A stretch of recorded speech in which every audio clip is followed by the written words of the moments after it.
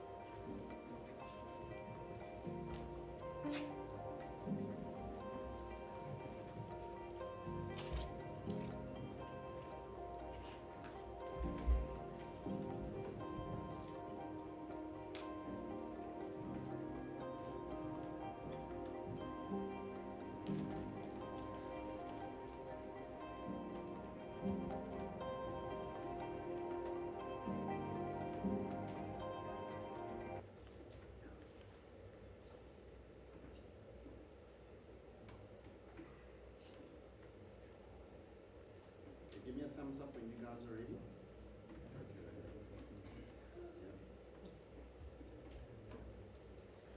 Okay. Yeah, I'm going to give you a 5-second count, okay? 5, 4, 3, 2, 1.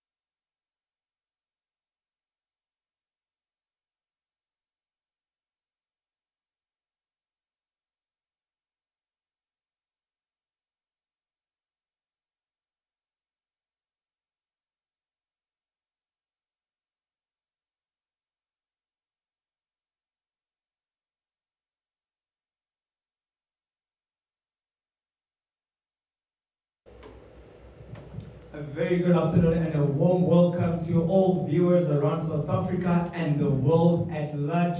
Of course, not forgetting you, special guests that have managed to come to this very arena and grace us with your presence. This arena that we are proud of, the signature room, DAP, South Africa's very, very own crucible. So, it has come down to the last two men standing in the TAOM Classic 2022 edition. It has been a great weekend, Werner. What would you attribute it to? Yeah, absolutely, Alison. Can't not agree with you there. And not only did the players entertain us thoroughly throughout this weekend, with this top 16 being featured here, saw some high breaks and some entertaining matches. Even a black being respotted, it has been entertaining throughout. However, none of this would have been possible without our incredible sponsors. Sponsors being TAOM Billiards, the main event sponsor for this event, and they provide incredible products in world-class standard, specializing in chalks and tips. For example, the TAOM V10, TAOM Pyro, and the TAOM Fusion tips. So absolutely world-class standard, endorsed by world champions such as Mark Selby, Sean Murphy, and legends such as Gareth Potts and Mika Immonen, all title holders within their own right. And also our official drink sponsor for for this event is My Day Brands, Mr. Dyer Moodley and his team, always putting Q Sports first. So a big thank you to them, and it wouldn't have been possible, events such as these, without incredible companies backing us. Excellent indeed. I couldn't agree more with you there, Werner. We'd like to acknowledge the CEO of Pro Snooker in our midst, Mr. Cuban Moodley. We're just going to put our hands up together. I'm not going to call him out because we're going to see him later on when we are awarding the prize ceremonies. Can we just put our hands together for Mr. Cuban? All right, the man who's going to be officiating our match today is none other than Howard MacArthur. Please come forward. The referees have been doing a sterling job. On behalf of the referees, please can we put our hands together. Of course, if we don't acknowledge the head referee, the most experienced referee in our midst, internationally recognized as well, Mr. Andre Dutoy, please put your hands together for him.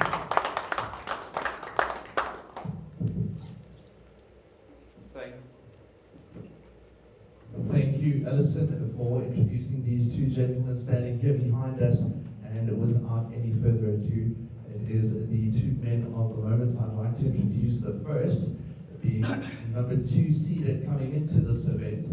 And it is an absolute privilege to watch him play. He is a legend within South Africa, has already won 2 state singles titles, just to mention a few. And that person would be Mr. Fakhri Fireball Girdin.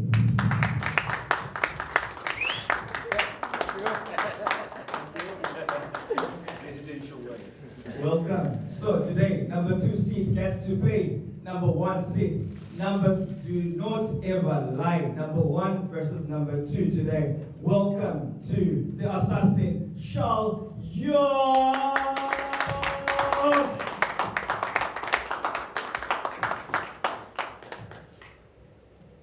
I know you got a cue, but I'm going to give you a mic.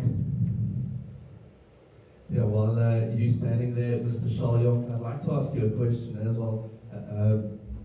It's obviously been quite a few busy weeks in the snooker scene for you. Not only that, but you've got a baby at home. But as recently as last weekend, you won the SA singles title. You can maybe share with the viewers at home what that meant to you. Welcome. Thanks, Brandon, for welcoming me here. It's always been a dream to win the SA singles title, and it took me longer than most. I've been playing for 27 years, and finally, it came to a climax last weekend, and it was a phenomenal 10 days, a long 10 days, exhausting 10 days, but at the end of the day, it was all worth it. Absolutely. Yeah, just a round of applause there for Mr. Shalyong. Thank you, Sean. Thank you so much. Over to you, Mr. Fireball. Coming in today, as of last night, you were holding the highest break of 73, and Charles came in today and took it away from you, snatched it away from you, and he did it in 97. I'm going to talk about what happened for the 97, but I'm going to talk about just the 97 as literal as possible. He took it away from you. Are you planning to take it back to where it belongs? Yeah, definitely. Actually, I was playing our semi-final match, and I was on 83 this morning. So I missed the black of the spot. It's quite sharp cut. And I was hoping also to make 100 for the tournament, and then he made 97. So yeah, I think now towards the end stages of the tournament, the standard is obviously now improving, and hopefully we'll see some good breaks now in the final as well. We look forward to that, certainly. I've got another question that's going to affect both of you. So, you guys were in the SA Championships this past week, and you were partners, and you won the SA doubles. So, you're going to go first. I want you to tell me, how do you manage to separate the fact that you are partners and you're rooting for each other and you in the same mode, in the same zone, but today you are here battling against each other? Yeah. So you go first, Charles, you go second. Firstly, Alison, you can see we just can't stay away from each other. As teammates, in finals, we're just there all the time. But yeah, look, at the end of the day, we had a very good run. We had a very good partnership, in fact. And when we rivals here when it comes to a final, and when we play, I mean, everything that stays on the table remains on the table. Thereafter, we're good friends as well. We speak often, and that's what it's all about. So yeah, we had a good run. We managed to lift the title as SAPA champions for 2022.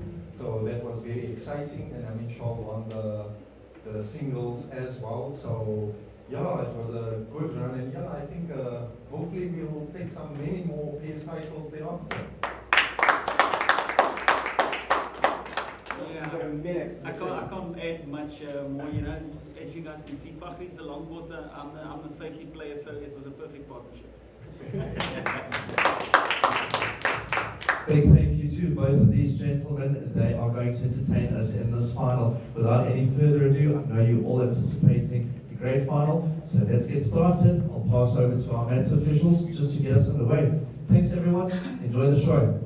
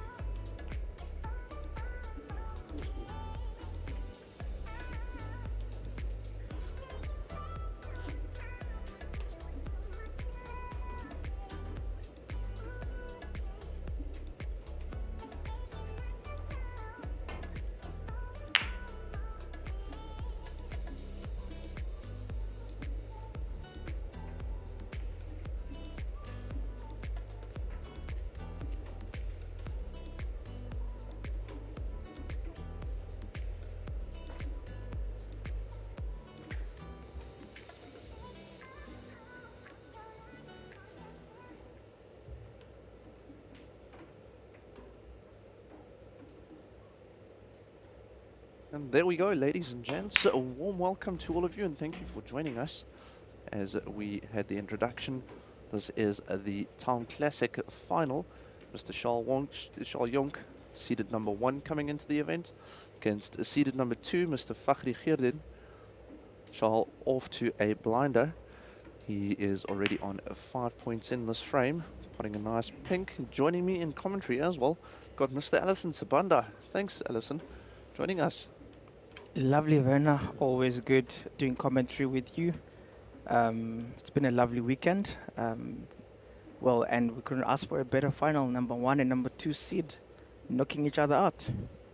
Yeah, absolutely, blow by blow, and expect nothing less from these two gentlemen. We discussed there a few things in the opening ceremony. Both of these gentlemen going to the SA Snooker Championships last weekend that was hosted at the Wanderers Snooker Club.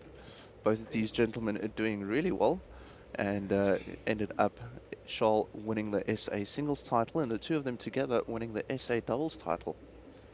Yeah, that's that speaks volumes as to why they are seated number 1 and number 2 in this pro snooker event, and why they are currently in this final as well. You know, it's just not by pure coincidence or by pure luck that they find themselves where they are right now. So we're looking forward to a very epic final, mouth-watering. This is the 3rd consecutive final that these two have been involved in, and I think sitting where Fakhri is, I would be thinking I should dethrone Charles. Absolutely, we'll touch on that now. Charles not happy with the position that he got on the red there. Potted a nice black from the spot, however overran position, not getting position on the red that he's playing at the moment. Could see a little bit of frustration coming through there. He knows the importance of this final. As you said there, big rivalry between the two of them, even though they are friends, but on the table, big rivalry between them. As you said there, 3rd consecutive final in the pro snooker between these two players, and all 3 of them being won by Charles Jonk, and not in the easiest of fashions. Quite interesting scenarios in all 3 of them. So maybe this 3rd one can go a little bit differently. Look, Charles has obviously started this with very big intent. I think he's going to avoid the situation that he found himself in twice, leading to this 3rd one, obviously, where time had to be used in order to break the deadlock between the two. You know, they ended up playing for time. So he wants to make sure that he deals with this once and for all. And for sure, on both finals that they played, Charles was on the back foot for big parts of the match. And everyone at any point thought Fakhri was taking it home. So Charles does not want that scenario where people are almost gasping for air, that support him and thinking this is the end, you know. So I think we're going to see a different approach to this game. Absolutely, and we saw there Charles starting to play a little bit of back foot snooker. Reason for me saying that is after he potted the black from the spot, ran out of position, recovered nicely and made the red to the bottom right hand side of your screen. Played a nice red to that pocket, ended up position on the pink, had to force the cue ball around, missed the 3 balls on the bulk line, but then again ran out of position, and it just felt like he kept on fighting. And now we see Fakhri playing a nice shot there, opening up a red, leaving it nicely over the pocket, so he should be able to pot this ball and then just come off the rail and leave himself on the black once again, just continuing to build on that break. As you can see there, the scores currently is 26 points to 8 in this frame. So Fakhri want to do away with that lead that Charles has now and strike the first blow. Yeah, definitely. Looking so confident around the table. He definitely did well to get to where he is today, beating Kevin, and then beating, what's his name? What did he play in the quarters? Just the name just running away from me. You played Ashraf Haribai, and then obviously lastly dispatching the young Ethan Chetty. His last 2 victories, both identical. Well, not identical, sorry. 5-1, 5-0, and 5-2. So he definitely is in the right frame of mind for this final. Yeah, absolutely, and Fakhri is also no slouch, very entertaining to watch him play. He's already won 2 SA singles titles, and you can see the way that he's playing at the moment. He's not scared to put a little bit of force in behind his shots, playing them very confidently, and he's off to a good break, currently on 23. Speaking of breaks, we touched on that lightly as well, as of the top 16 and the quarterfinals at the end of yesterday. He had the highest break of 73. And at the start of the semi-finals, Charles then came to the table, made a 97, would have been 102 and could have carried on from there. But playing the blue to the middle pocket, scratched the cue ball in the pocket that is on the bottom left-hand side of your screen. So just going slightly wrong there for him, but still a great break, 97. And the question you asked, do you think it is possible and within Fakhri's skill set to exceed that 97? Definitely, definitely. I think it's highly possible, and you heard the man speak. He said he definitely wants to go for the highest break, and he did a 83 today, so he's looking to build on that. And with the way he's playing right now, I wouldn't put it past behind him. He's very focused. The reds are nicely scattered there, and he can really make hay there whilst the sun is shining. It seems to be shining on him right now. So I foresee a very good break. Absolutely. He's playing really well at the moment, building a nice break. He ran into the cluster of reds, opening them up nicely. So this is now all about picking off these reds quickly as possible. It is quite nice. The colors are all in position except for the blue. However, the blue is right over the pocket. It could complicate things a little bit when it comes to potting the green. You'd need to navigate there, but before he gets to that, obviously needs to put in the hard yards and get rid of these reds first, hopefully in combination with a high color to go along with that, and we could see a high break in this very first frame in this final. Indeed. You can see Shah looking there avidly and thinking, yo, is this man really doing this to me? But either of them are always going to be waiting for their turn to make sure that they play well. Being the players that they are, you can only speak when you're on the table, and the rest you leave it to the other guy, because right now Shah's got no control on what's happening on the table. He knows that this guy is going to knock them as much as he can. So when he comes back to the table, he's got to reciprocate that, or either do even better. So we saw Shah started with a decent break as well, which ended abruptly, but well, such mistakes will be very costly at this level. Yeah, big miss there by Fakhri, unfortunately not making the black. Got nice position on the red closest to the pink. Also has the red to the middle, but one would feel that he'd go for the red just below the pink. Obviously clears up the pink as well, opening that up nicely. So let's see if Charles can then fight back into this frame. It has been an entertaining frame thus far. He is on the pink.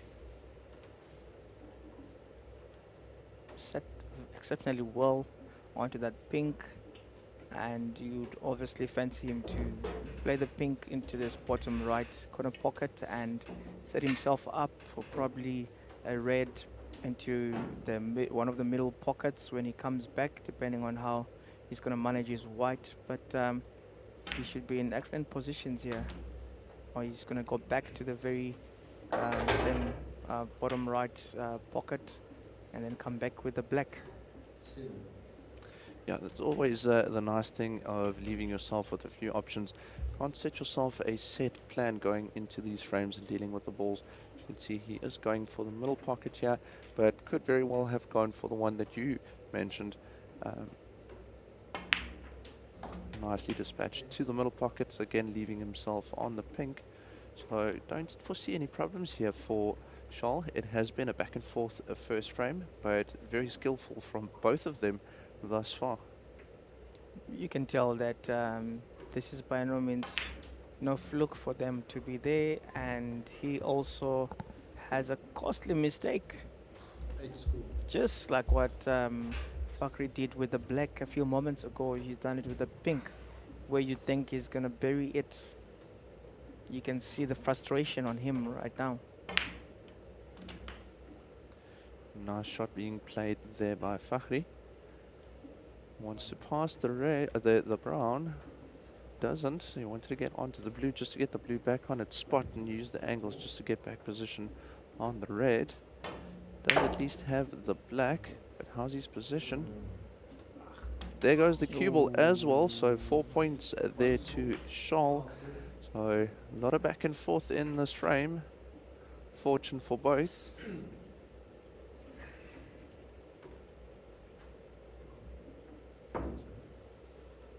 I think Charles will definitely fancy another lifeline that's been given to him. It's quite close. This is a big shot for Charles, so let's see what happens.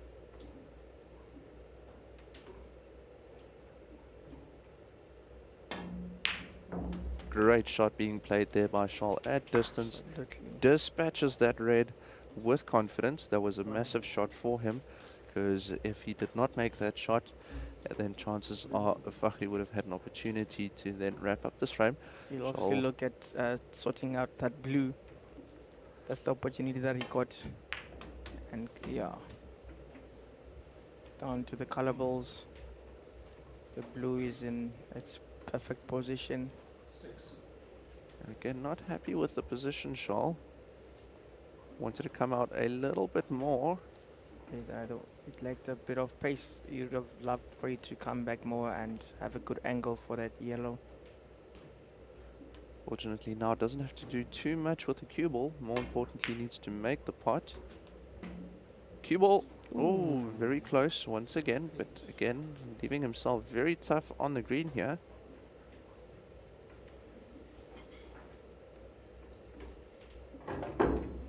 You'd have lacked a bit more pace. The angle is tight.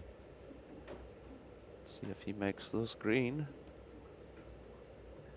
As they are tied on 49. Looks good. Does get position on the ground as well. Good recovery by Charles. Excellent.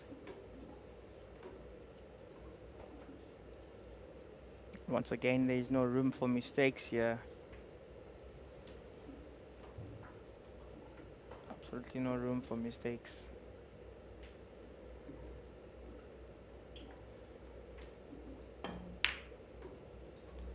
Nice shot on the brown. Big shot will be the next one, because he needs to play the blue. He's going to play that in the middle. But he needs to get position on the pink. 18 points left on the table. Isn't happy with the position that he got, but he can cut it to the middle and send the cue ball down towards the black. As you can see there, slight shake of the head, just a bit of a grimace. Quite tight though for the middle pocket, but it's probably the safest thing to do, because if you try to push it all the way down, it'll most probably rattle the jaws and not go in. This is a big shot. Let's give Charles a moment. This is it. Where does this pink end up? Will Fakhri have another opportunity? 12 points the difference. 13 on the table. Can Fakhri steal this one? Very important shot for Fakhri.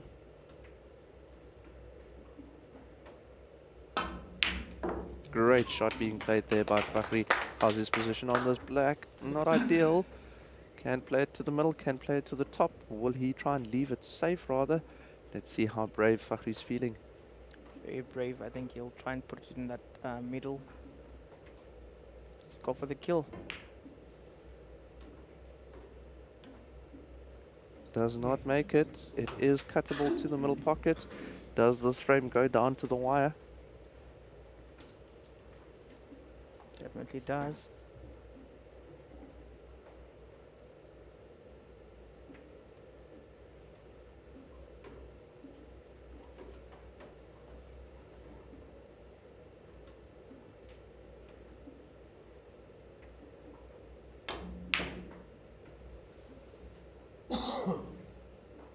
Charles trying to leave the black safe. I don't think this is going to work out for him.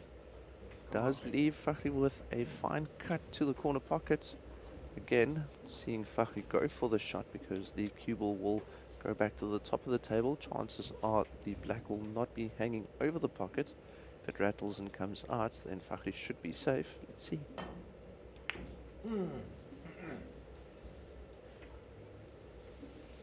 Not as planned. This could be a nicely set ball for Charles to wrap up this frame.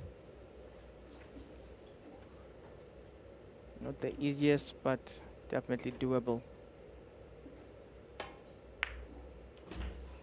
Nicely played. That is 1-0 for Charles. Match officials will be getting the players ready for the start of the second frame. Very entertaining first frame. Couldn't have asked for any better.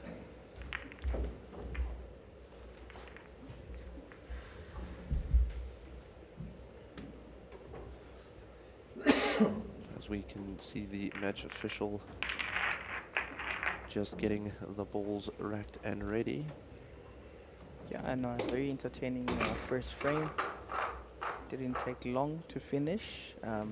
Took about 20 minutes. That is quick. Great to watch. Entertaining snooker, that's why we are all here. Have seen some entertaining matches throughout the weekend as well. Some interesting things did happen. We also saw a few upsets. Most notably, I think would be the top 16 match, the young Ethan Chetty, which made his way all the way to the semi-finals, beating out the head coach of South Africa, Mr. Rafiq Lambada. Yeah, that was the highlight of the weekend, definitely. And he went on to beat another former South African champion in Ricky Trigoning. So definitely, he wasn't fluking these wins. He was really doing it. Yeah, and a youngster, only 16 years old, so very exciting for everyone that enjoys snooker in South Africa. A lot of potential in our country. All this potential needs to be cultivated and nurtured, otherwise we would lose it. But with Pro Snooker being a promotional arm of SABSA, then such will always make sure that tomorrow's future is bright. We also had another very young star in the mix as well, Mohammed Raiz from GP. He didn't go through the second round, but another very promising protege from Gauteng.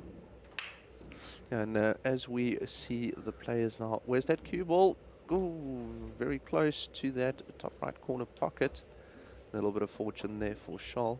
But yes, as we wait and see how these players develop the ball, each one of them waiting for the first mistake from their opponent so that they can jump in and start scoring heavily.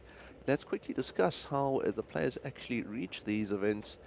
As we said, Charles seeded number 1, Fakhri seeded number 2. There's a total of 8 players, the top 8 seeded players, that automatically qualify, but then there's 8 spots open. Alison, if you can maybe explain to us how they then fill those 8 spots. All right, so the build up to any main event starts from mini qualifiers. So we have different clubs in different cities that do host mini qualifiers, and the criteria to host a mini qualifier is having a snooker table. Nothing fancy, just having the snooker table is the first stage of you being able to host a mini qualifier. And from a mini qualifier we go to the main qualifiers. So if I'm to put this into a better perspective, on this build up to this event we had 64 mini qualifiers that obviously led to 8 main qualifiers, and from those, the winners from the 8 main qualifiers make up the 16 players that then feature in the main event. And when they're drawn, we draw a seeded player against an unseeded player for the first round. Absolutely, and just also to mention with regards to these qualifiers, the qualifiers that actually took place was the TAOM mini qualifier, and then also it was the TAOM qualifier, and this now being the TAOM Classic. So great for sponsors such as TAOM being a part of these events. Indeed, indeed. We would like to acknowledge them once again for helping to put up this prize, the total prize fund of this event, which is 75,000 rand, up from 50,000 rand last year. And as I mentioned in one of my commentaries as well, that I'm well aware that next year the prize fund will be bigger and better. So there's no turning back, there's no looking back. It can only go upwards from here. So yeah, TAOM Billiards, My Day Brands, Q Masters, Purple Rain, United King, all these people that are involved in this, definitely helping to set the standards high and the bar very high. As we see there, nice red to the middle pocket being played there by Charles. Position on the blue is not ideal, so he'll have to opt for one of the other three colors on the bulk line. Looks like he's eyeing the green.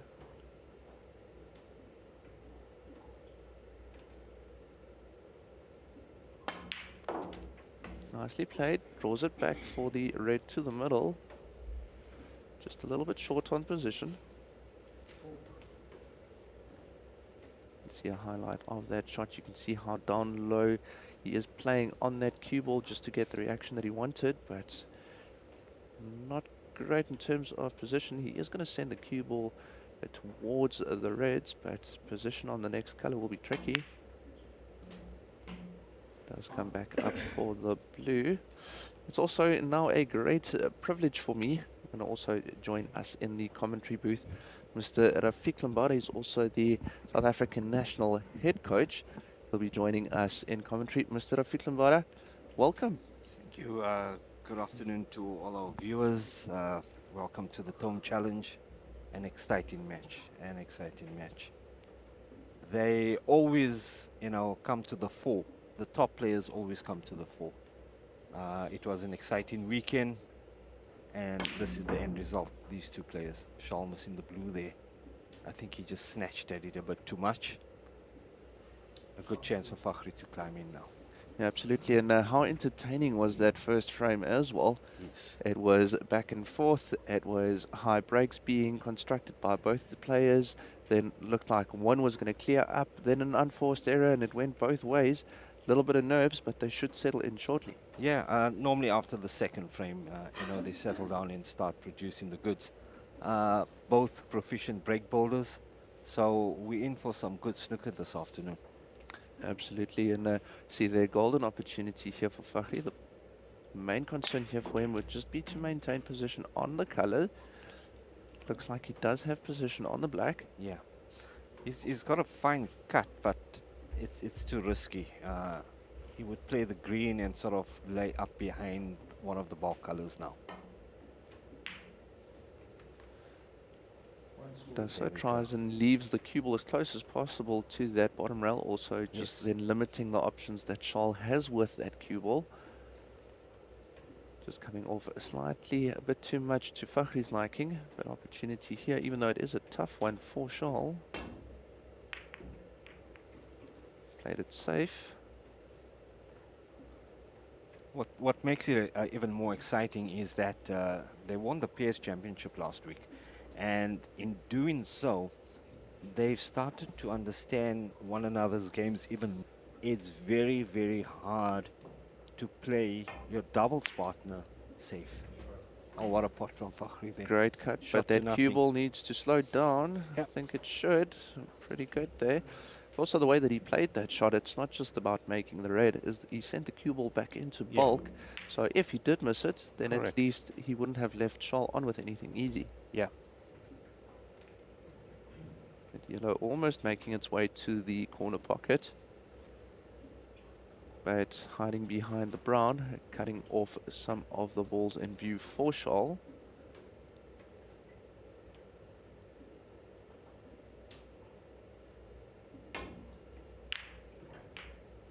Ooh. And where's that white ball going? John Virgo. There we go. Looks That's safe. safe. That's always interesting. It's where's the cue ball going? Yeah. His famous line, flirting with the yellow in the corner pocket there. That would have been a foul. Misses it. Speaking of fouls.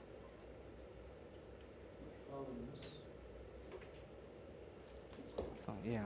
Charles will opt for a white ball to be placed back again. The jaws of the pocket make it a bit hard, because if you see where he's putting his hand, it's on the pocket and not sort of on the bed. You have better control when you have your hand on the bed of the table and not on the cushions or the pockets. See, this time Good he return. has made a legal shot. And also with that yellow there, I don't think that red is cuttable to the corner pocket. Sometimes the angle's a little bit deceiving from our view. Yes.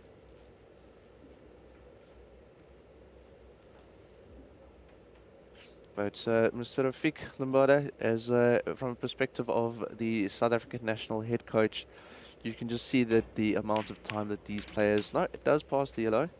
Nice shot being played there by Charles, so he's now in and amongst the colours, and quite a bit of separation of the reds, so he could have himself a nice break here if he controls the cue ball well enough.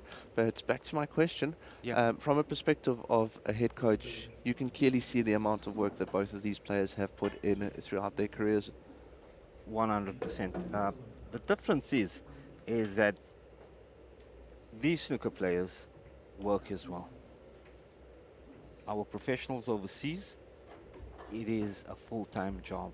With our guys or our amateurs, we work and play, and then they still have to find time to put in the practice. So what they do in here to, the standard that they make in or creating in terms of match play is exceptional, taking into account all the hurdles that they have to overcome in order to be successful and, play at the standard. Yeah, absolutely. For example, a player such as Charles joining us from Port Elizabeth. Yes. And as you said, he works for a living as well. He has a normal day job, Yes. has a family at home, has a new baby at home. Yeah. Last week he traveled to Wanderers Snooker Club, which is in Gauteng. Now he is in KZN at the Q Master Snooker Center.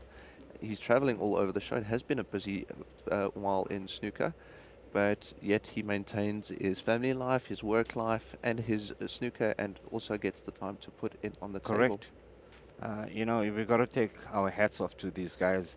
They are so dedicated, so passionate about the game that this is the end result. A top quality final that even our sponsors would dream of. We in terms of African snooker, it's up there, definitely. Absolutely, and as you joined us in the commentary booth, I was actually talking about, or starting to talk about our main sponsor, TAOM, and again from your perspective of the national head coach, how important is the equipment that you use now, TAOM being the main sponsor for this event? They specialize in their chalks.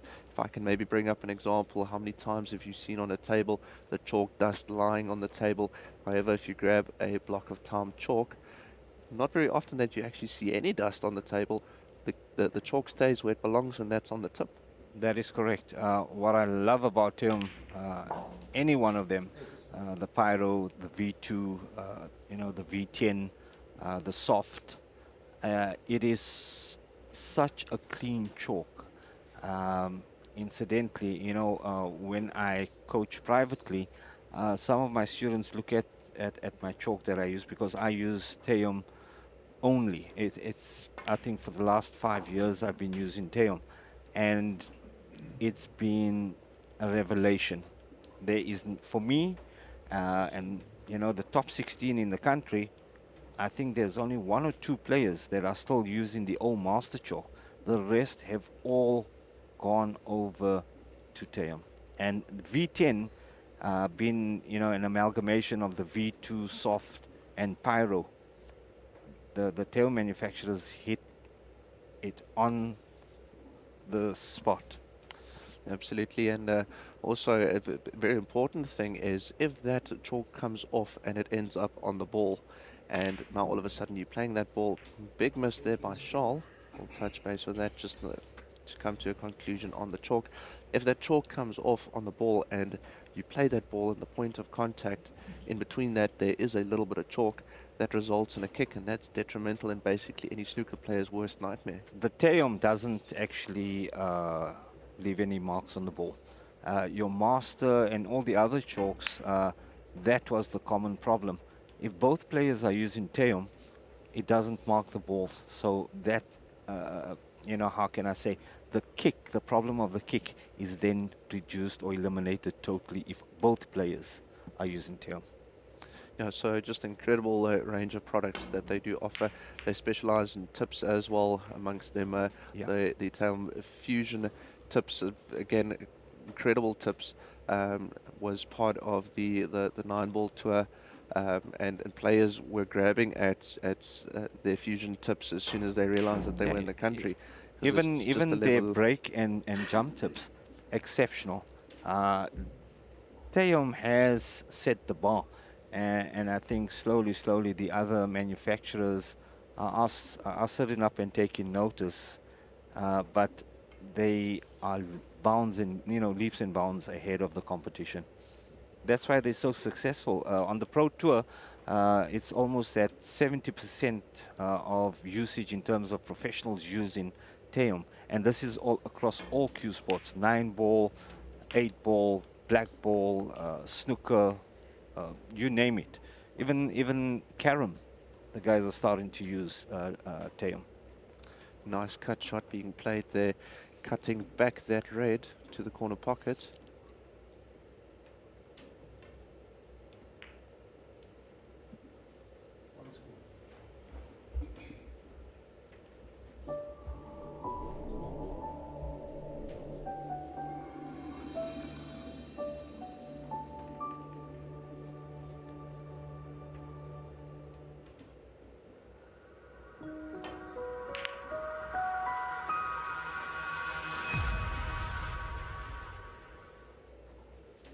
So a warm welcome to all our Cape Town TV viewers. Big thank you for joining us. We are live from Durban at the Q Master Snooker Centre. The final you are watching is in their signature room, and this is the final of the TAOM Classic between Charles Jonk and Fakhri Gerdin, seeded 1 and 2 coming into this event. And also joining me in the commentary booth is the South African head snooker coach, Mr. Rafiq Lambada. Afternoon, Rafiq. Afternoon. What a match we have on our hands. Exceptional talent out there. These guys are going to set that table on fire for sure. Absolutely. Just unfortunately for the viewers joining us from Cape Town TV, just as you joined us, you've just missed out on the very first frame, which was then won by Charles Jonk. Blow-by-blow frame in that specific frame. The first one went both ways, looked at one point as if the one player would win it, and then it changed hands due to unforced errors, but going both ways. Yes, Fakhri made a nice 42. Charles was 35, I think, behind. He came back, made a nice clearance, and it went down to the black ball. Fakhri, you know, overcutting on the black, leaving Charles up, and the white went up and down, in and out of bulk, and onto the black, and he just rolled it in. Absolutely. And also for the viewers joining us from Cape Town TV, you might be scratching your head a little bit looking at this table. You might have seen a pool table at someone's house or in a venue somewhere, and now this table is much bigger. The balls are looking odd, racked differently, and I've got the perfect person here to explain. Nice shot being played there by Charles. Raises his hand in apology. It wasn't intended. But I've got the perfect person sitting right here next to me, the head coach of South Africa for snooker, Mr. Rafiq Lambada. If you can maybe just give the viewers that aren't familiar with snooker, but they've seen pool tables before, just give them a quick layman's rundown as to what they are watching here at the moment. So, snooker is a game that is played with 15 reds, 6 colors, and a white ball. Each color ball has a specific number denomination. Yellow 2, or we'll start with the red, which is 1 point. Yellow 2 points. The green 3 points.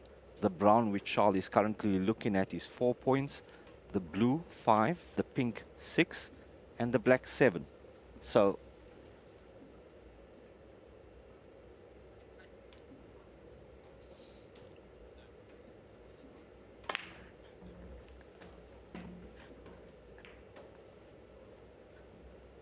excellent pot there. I think you can see the red to the bottom right hand pocket and still maintain position on the blue. It's probably the most crucial part in playing snooker is knowing where that cue ball is going. It is one thing to be able to be a great potter, but if you can only make breaks of 5, 6, 7, and then you're off the table and your opponent's back at the table and you're sitting and watching the match, they'll probably never win a major title. Well, with that being said, Piri Mans played in the UK in the 70s and 80s, and the history books say that he never made a break over 50, but yet he won a Masters. He featured. He was number 2 in the world. The standard of the game has risen. So, if you look back in the 80s, there were not much. There, Charles misses a simple black. Well, not that simple in terms of he had to use a rest to pot the ball. Coming back to the breaks, there's been such a increase in terms of standard. The professionals practice 8 hours a day, so you're going to have players making centuries every day. Every time they're at the table, there is going to be 1 or 2 centuries coming through. Yeah, and one would almost say that that change in mindset as to how snooker is played initially started changing with the introduction of players such as Joe Davis. Sorry, not Joe Davis, Steve Davis. And with Steve Davis coming in, there was Stephen Henry coming shortly after that. Correct. With Stephen Henry coming in, it was Ronnie O'Sullivan. And now we see players such as Mark Williams bringing in new things to the game all the time, changing the break completely. And players are actually looking and realizing that snooker doesn't have to be played one specific way. There's a couple of ways that you can play this game, still be successful and have fun. 100%. Mark Williams, he's such a phenomenal potter, a left-handed potter. I reckon Judd Trump, Mark Williams, phenomenal. I mean, to win his 3rd World Championship at his age, I think he was one of the oldest before Ronnie won his 7th this year. Exceptional, exceptional. The floater, I call him the floater because the way he plays what we call a dumb shot on a red into the bottom pocket and then get in position. Normal players will play it at medium pace and then go around. He plays it straight into the pocket off the top rail and onto the black at basically what we call pocket pace.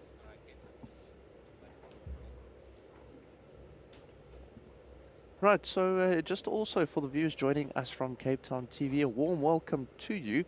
We are live from Durban at the Q-Master Snooker Centre.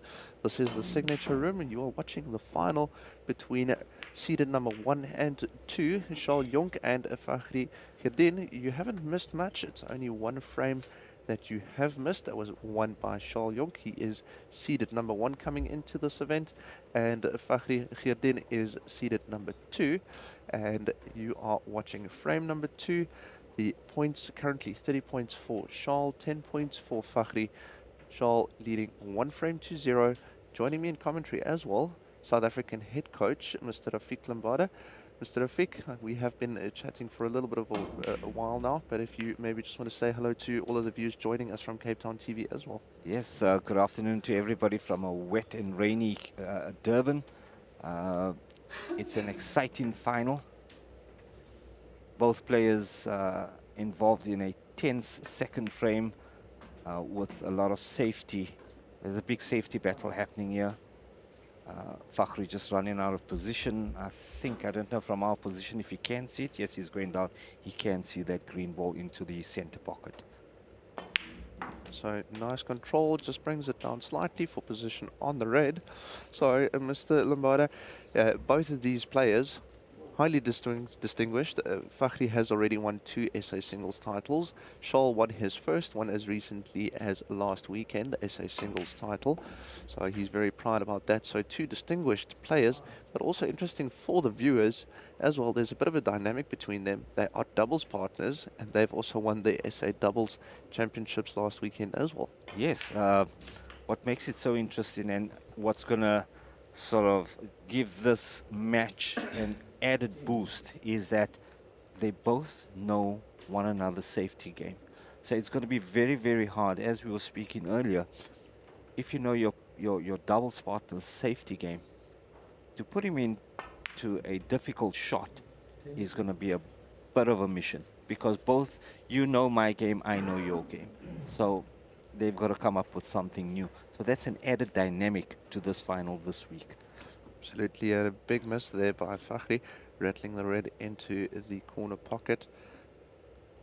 Now, if you saw there, this is a perfect still shot, slow motion. He's got a lot of body head motion as he delivers the cue. We've been working on that to sort of eliminate that totally. If you see the professionals, if you watch here, he's totally still on the shot. Long distance, a slight lift. Can you see that? I don't know if you saw that slight lift of his head as he, the cue followed through and hit the white. So he's working on that. He's coming right. He's playing well. Both of them played exceptionally well. They went through the doubles field like a knife, a hot knife through butter. Unbelievable. They, I think, dropped one frame throughout the entire tournament. So both of them playing exceptionally well to win that SA doubles title. Absolutely, and also now for the viewers, it's something that we really want to touch on. Cape Town TV viewers, you might be joining us and you're looking at this table and you're thinking, oh my word, what am I seeing here? I'm familiar with the 7-foot bar table or home table, and now this table is 4 times the size. There's odd balls that I don't recognize, and they're doing things a lot more differently than I know. Head coach sitting next to me, if you can, in as simple possible terms, explain to the viewers what is happening here, what they can expect to see, and how this game basically works. So snooker is based on points. You win a match by the amount of points you gather by potting balls. Each ball, there are 15 reds and 6 colors. So if you see Charles is playing up for the red, if potted, is 1 point. You're then followed by the yellow, which is 2 points, the green 3 points, the brown 4 points, blue 5, 6 is the pink ball, and the black 7 points. So if you pot a red, which is 1 point, black, that's 7 points, in total 8 points, and the break continues that way. Color, red, color, until all the reds are potted. You then go on to the sequence of yellow, green, brown, blue, pink, and black. If you pot 15 blacks, 15 reds, and the 6 colors, that amounts to 147 points. The ever elusive 147. Correct. A great honor for any player to achieve, and Mr. Charles Jonk that you're seeing at the table now has already scored 3 of them throughout his career. So something that he is very proud of as well.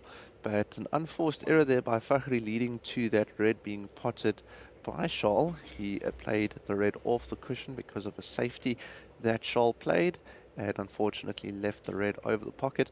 Then I mentioned another word now that we can also maybe touch on is a safety. Sometimes you'll see these players go for a ball and you think by yourself that's gone nowhere near to the pocket. That is a safety. If you can maybe explain to us the purpose behind that and why it's such an important part of snooker. Yes, so the safety shot comes about where you sort of enticing your opponent to make a mistake, and by making the mistake, leaving you in amongst the reds so that you are able to make a decent sized break, and from that win the frame.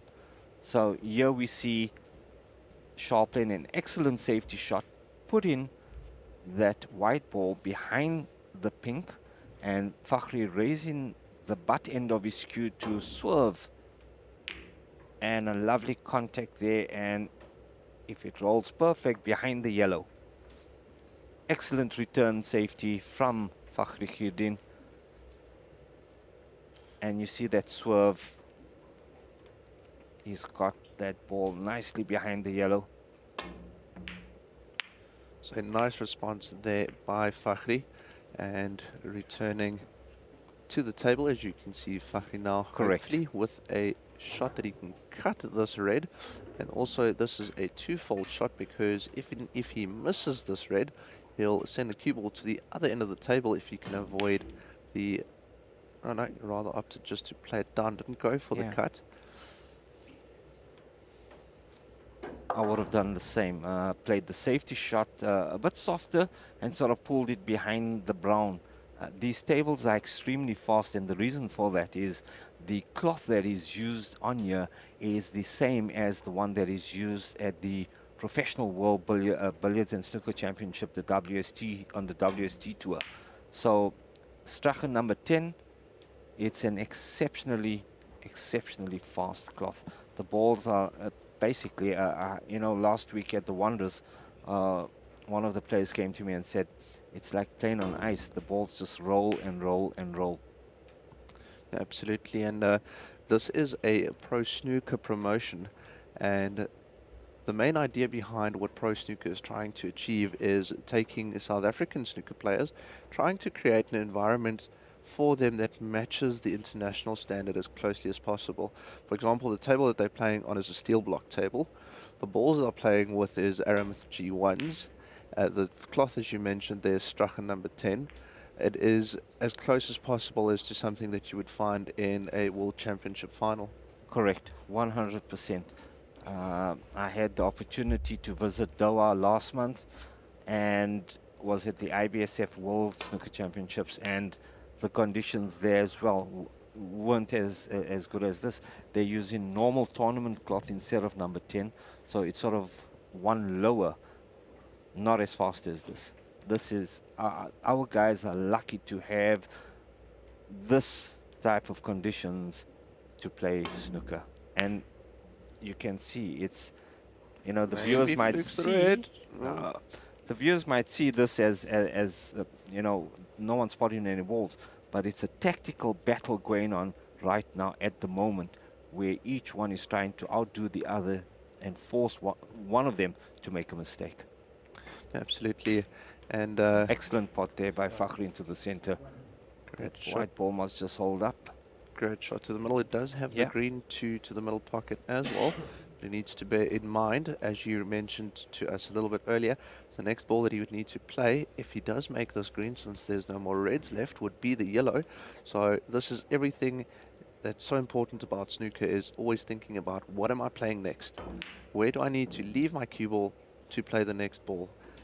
Misses the green though, but would have had position on the yellow. The way the balls are lined at the moment, Charles should clean up. The only problem would be the blue ball, but if he can lay just sort of low on the brown into the right-hand pocket, or where the white is right now at the moment, and play the brown, he'd land on the blue. So let's see the result here. Big shot this on the green. Yes. And remember, he's got to bring that white back up there. Oh, misses it. Moves the blue as well. This is in favor of Fakhri because he is trailing on points. Yes. So definitely needs that blue as well. So let's see what Fakhri can do if he can get position on the brown and then to the blue. I think he's straight on that blue. I don't know. From our angle, I can't see if he's straight. If he is straight, it's a bit of a problem. He would have then played what we call topspin, hitting the white at the top so that it would follow through, hit the top rail. Okay, slightly off, so he can. Lovely. He played it a bit short. If he had to add more power to the shot, it would have come at the back and he would have played that blue into the top right-hand pocket. Good safety. Containing shot being played. Yes. Again, trying to leave as few possible options for his opponent, Charles, coming to the table. See a nice highlight reel of that shot.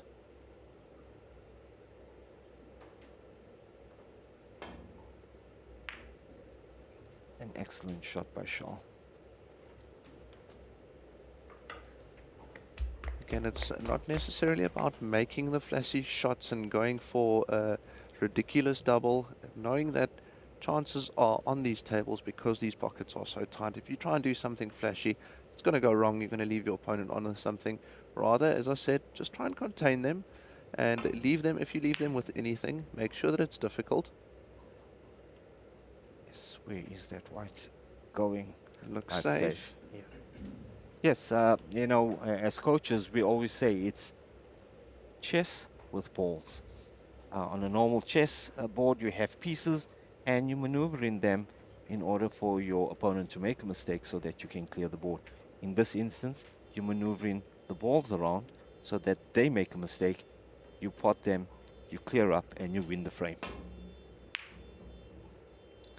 Going for a cut shot there, but now he has hit the rail, or the jaw rather, in the middle pocket, but just fortunately for him, hasn't left Fakhri with much. Trying to get a little bit of separation between the cue ball and the blue. Went a little bit wrong when he hit the jaw, but still fortunately, oof, almost making it to that corner And he's pocket. got a lovely kiss off that pink, and I think he's got Charles snookered. Charles glancing at the scoreboard on his way down to view the shot from behind the pink. You just touched on another word there. If you can maybe explain to us the snooker that you refer to, what is meant by that snooker? So, if you see, Fakhri played a safety shot, and he basically, the white ran behind the pink, obscuring the vision sight or line of sight onto the blue. So when Charles went down, he couldn't see the blue because there was a pink ball obstructing the vision of the blue ball. So what happens is now Charles, and here Fakhri is calling for the white ball to be replaced behind or in its original position prior to Charles playing the shot. So what has happened here is Fakhri is not happy with the position of the white ball because a foul has been committed. The ref has then replaced it, and second try, he's got the ball. And I think he's returned the favor now by snooker in there. He lifts his hand up to apologize, but a good come out by Charles Young. Absolutely, and you mentioned the raise of the hand there, and that is one thing that I can give to all snooker players, is just the way that they behave themselves around the table. They are gentlemen, and if you do something that is not intentional, you'll always see a raise of the hand or a tap of the cue on correct. the table. Yes. And that is just to acknowledge that, listen, I had a little bit of fortune go my way, or listen, you played a great shot. The tap on the table is great shot. Raise of the hand is, listen, I had a bit of fortune, sorry about that. But it happens to both players, sometimes a little bit more than others, but it does happen. This is cue sport, but at least acknowledges that. Yes, Charles potting the pink there to take the second frame, 50 points to 33. I think the guys are still tense out there. I think it's the rainy weather that has something to do with it. It is humid in there. You know, we've got the air cons on. We're trying to give them the perfect conditions in order for them to perform at their best. They're human, so they're going to have a bit of apprehension, a bit of nervousness. It's not their first time in front of the TV cameras.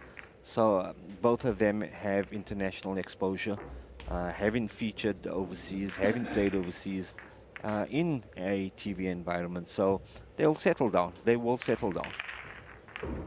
The safety battles won't continue. Once they get their rhythm, it's going to be breaks. Absolutely, and as we have the match official rack the balls for us, this is probably the first break off that the viewers will be seeing from Cape Town TV, and this will also bring forth a couple of questions from them as well. As you can see, the balls are being racked there. The 15 goes into that triangle shape pattern with the pink just in front of them, the black behind them, blue right in the middle of the table, and then you've got the yellow, brown and green, as you can see there. But now with this break, again, viewers at home might be used to seeing smashing that pack wide open. Yes, 100%. Then trying to clear the table, and everyone has a blast and a laugh, and this is completely different. So with snooker, it's a very, very high pressure game in terms of concentration, making sure every stroke is perfect. The ultimate goal for a snooker player is to make that elusive 147 that we're always talking about. And the only way to do that is, when I grew up, going to a snooker club, you had to be quiet. It wasn't like today where there's snooker and pool mixed, and the jukeboxes go in, guys are having a nice laugh around the table, enjoying a beer or two. It's totally different in this setup where the utmost professionalism is being shown. You can see the way they dressed, the dicky bow tie, waistcoat. There's plans afoot to go to golfers, but a lot of the players are saying, no, we love the waistcoat, we love the dicky bow tie. It adds that prestige, and if you see there, excellent shot of Shaw with his waistcoat, bow tie, looking very, very dapper and professional. That actually brings me to another point, Rafik, is there is this stereotype in amongst people looking at snooker that it is an elitist sport, that you need to be so and so and so to play snooker, and that is complete hogwash. If we look at, for example, the Q Masters Snooker Center here in KZN, and on Friday night when we were getting ready for the event, we have a gym upstairs, and one of the patrons of the gym made his way down and popped his head in, and he said, "Oh, there's snooker tables here. Oh, I'd love to play, but I probably need to be a member." And the CEO of Pro Snooker, Mr. Cuban Moodley, said, "That's not the case. Yes. Come through, we'll explain the rules to you. Obviously, you need to behave yourself in a certain manner, not to damage the equipment, but it's completely acceptable. But come and play."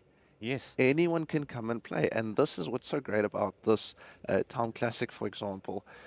There were 8 seeded players that were guaranteed their spots. So number 1 and 2 seeds was Shal and Fakhri that you're watching in the final. Correct. But there were 8 spots open for players that weren't seeded. And how you got spots for them was playing in the TAOM mini qualifier as well as the TAOM qualifier.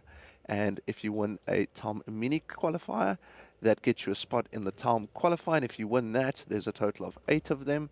It then gets you a spot. You don't have to play all of the qualifiers, just win one. Yes. Go over to the next one, win that one, and you get a spot in the top 16, and you're playing in and amongst South Africa's best. Correct. For me, if you look at the break of the right behind the green, blocking the reds, Shaw has an option to touch onto the pack and go back up, but there's a possibility he might hit a color.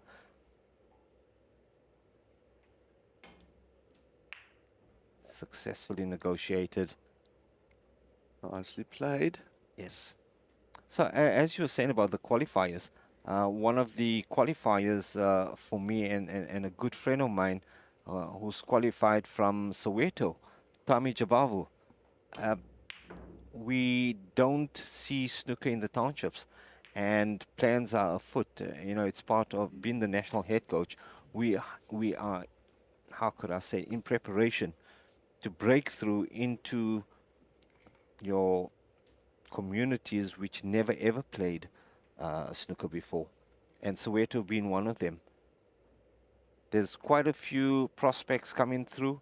There's a young girl that I know of that played in one of our qualifiers, and I think she's only 10 or 11 years old, but coached beautifully by her dad, Zwelaka Ndaba, and the work he's put in, I guarantee you, and without a doubt, a future SA Ladies Champion, definitely. And she played in the qualifier amongst the guys. So again, another scenario where it's no more a male-dominated sport. Ladies are featuring, young ladies are featuring, and putting up a show, beating the guys. Yeah, absolutely. As we see there, Charles has gotten off to quite a good start in this third frame. His break currently on 8. You can see there the bottom left of your screen, there's a red with a 1 in it and a black with a 1 of it. That is just for an indication for you as the viewers, just so that you can see what the player has potted. That basically means 1 red and 1 black. Reds being 1 point, 7 allocated to the black. Total is 8, and that's why the break is indicated as an 8. So That 147 that Rafik was referring to a little bit earlier is the 15 reds, 15 blacks without missing, and then clearing up the colors again without missing gives you the 147 break. But Charles got very close to scoring a 100 break in his semi-final, but just unfortunately played the blue to the middle and scratched with the cue ball to the corner pocket where he's Correct. playing this black. And very unfortunate, but very close to scoring 100. But his 97 at the moment stands as the tournament's highest break. I must say, at the SA Championships last week, Charles knocked in a 136 break, which was the highest break of the tournament. An exceptional break. Some of the pots he had to pull off to recover and maintain position for reds or colors. Beautiful. Yeah, he's looking. He's just underrun it because he wanted to play that red into the pocket and stay on the black. So he's going to try and hold it.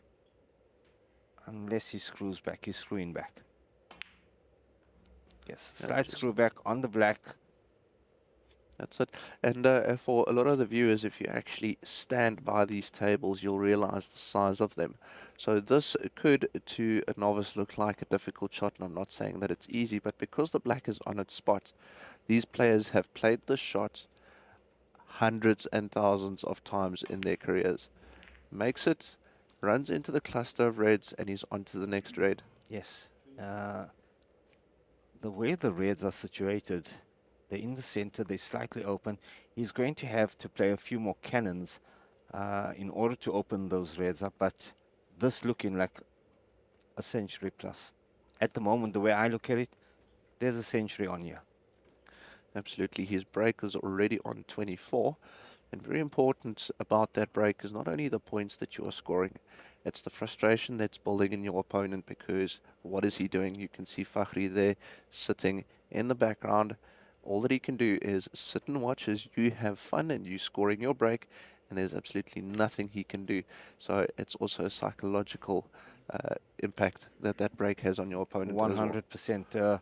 You know, I always say I have great admiration for pool players, because with pool, it's break and finish. So the guys wreck the table, the player breaks the pack, pots a ball, and finishes up the table. Snooker, on the other hand, your opponent misses. Oh, he's unlucky there. He's unlucky there. He should have got a firmer kiss, and it would have been on that red to the bottom left-hand pocket. He's got no option but to play a safety now. So the break ends at 32, and Charles playing a safety to lay in amongst behind the bulk colors, preferably the green. And that ball on the cushion, just reaching, and I think he's got it covered.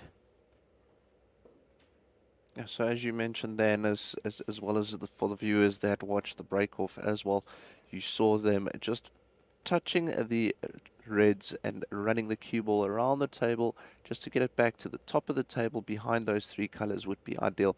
And that is basically the traditional way of breaking off in snooker. And a lot of people would then ask, why is that the case? Why don't you just smash into the pack, get the reds nice and open? Chances are one might fall, and then you can carry on from there. But now you need to nudge little reds off here and there, and for us, it makes a lot of sense as to why you wouldn't want to do that. And one of the reasons for me is if balls are all over the place, it makes position that much harder, especially if there's that many balls on the table. And chances are you might obstruct your colors that you need to play next. Correct. 100%. I have to agree with you.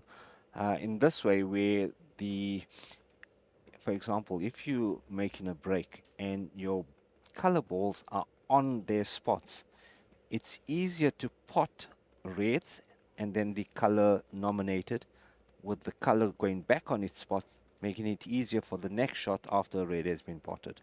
So in this instance here, the black is off its spot. So Charles has to play a shot where he brings the black back onto its spot and play for that same red that is just above the cush. If you see here, he's going down. He's going to roll through, pot the black, and play the red into the bottom left-hand pocket, going up for the black. There we go. Nicely called. So the black will also then be respotted. Yes, on its spot. Reason for that being is obviously those colors are only not respotted when all the reds are down and then potted in the correct order. So for example, if all the reds are down and you then play the yellow will not be respotted because that is the correct ball to play then after the reds are down. However, if a foul, for example, is committed and while there's still reds on the table and you pot, for example, a black out of turn or there's still reds on the table and you pot the black, that black will always be respotted in its position. Correct. So here we see Charles now playing the black. He's going to stun up for the red that is just above the pack. He needs to kiss that red, and I think he's got it. It's always very interesting as soon as you start to understand the game is the little nudges that you see. It's actually, it puts a smile on your face when you see that quite well, especially if for example, you play a red for a pocket and the cue ball touches another red 100%. and then get position off of that red, just with little odd touches because you just understand your cue ball so well. And you'll see that the professionals, that cue ball is almost as if it's on a string. Yeah, we always, we hear the BBC and Eurosport commentators saying he's got the ball on a shoestring. That is exactly what our players here are trying to, maintain. Charles just underrunning on the pot. He's going to go and there. A perfect kiss. Took one red out. He's got a long pot, which I've seen him pot before. But under these conditions, the pressure's on. He's trying to keep Fakhri in his seat. The pressure's on the shot. And also, again, with 3 reds and 3 blacks in succession, it's built a nice break of 24. Total points accumulated 56. Fakhri still on 0. So this already then puts pressure on, makes a beautiful pot to the corner pocket, nicely on the blue. It's got the pink as an option as well. He's got the option of running through, but then he wouldn't have any option of any reds into a pocket. So from the way I'm looking at it, he could come off he's going for the bulk colors. Going for bulk, good option. Yeah, he could play the green, for example. With enough angle on it, he can bring the cue ball around and just get nice and close to his work, which would be the red balls.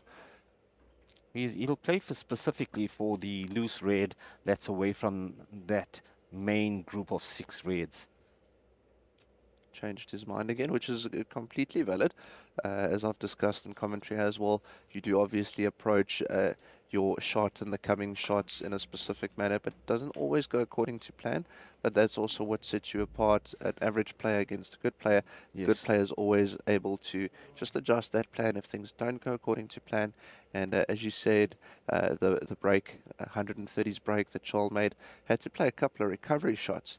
Doesn't always just look beautiful and go perfectly. If you're able to recover and just gather yourself, regain focus, and that's also a part of the secret. 100%.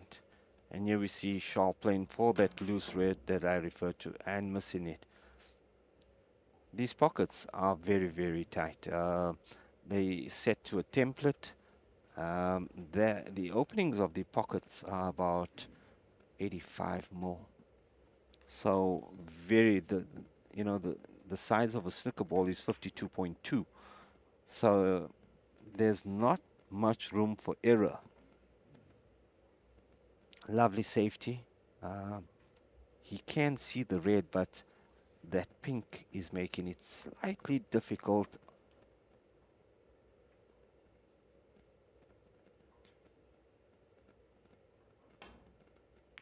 An excellent shot. Well read. He had to read the gap between that red and the pink perfectly so that it didn't touch the pink. Yeah, because if that happened, the cue ball would have not gone up to the table where Correct. it is right now, which would have left Fakhri probably with an easier shot, but the shot well within Fakhri's skill set makes it Oh, beautifully. lovely kiss. So the kiss that I'm talking about is where he pot the red, it cannoned off a second red, and then onto the black, perfectly pushing the black out. That cannon we refer to in colloquial terms as a kiss, and Fakhri missing the black. I think, you know, when you're sitting in your chair for such a long time and your opponent is at the table, your rhythm tends to go, and this is what's happening here. Fakhri's rhythm, although he's potted a long blue perfectly, a shot that is played thousands of times, like you said earlier, tension, concentration, lack of concentration, all creeps in when you're sitting in that chair. 100%. And also looking at the reds left on the table, 6 before that shot, there should now be 5 reds left. So after Charles then pots this color, if you just look at, for example, the reds and black combination, the maximum number of points that you can then score, just the reds and the blacks, is a total of 40. Colors on the table, total of 27. So if you add them together, total of 67 points left on the table. 100%.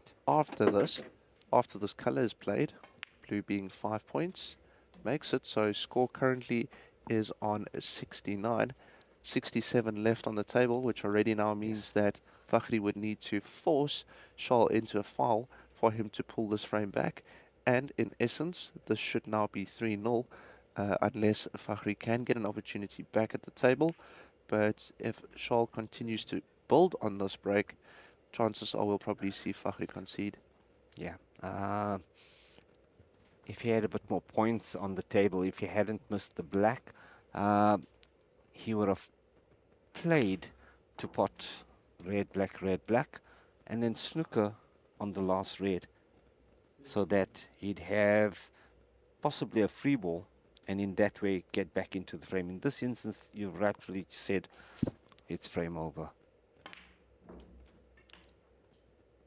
Charles cueing there exceptionally well, screwing the white ball back for position on the pink or the blue.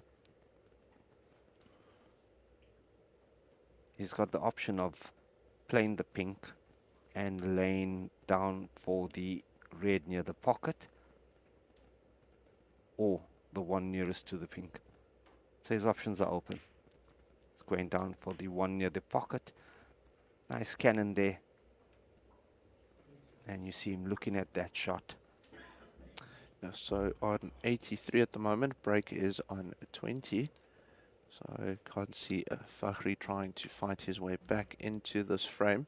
So if Charles does miss, probably we'll see then Fakhri does concede, taking the score to 3-0. And that then already puts a lot of pressure on Fakhri's shoulders, because 2 more frames required by Charles to win the TAOM Classic title. And he would need to win still another 5. He's 0 at the moment in terms of frame count.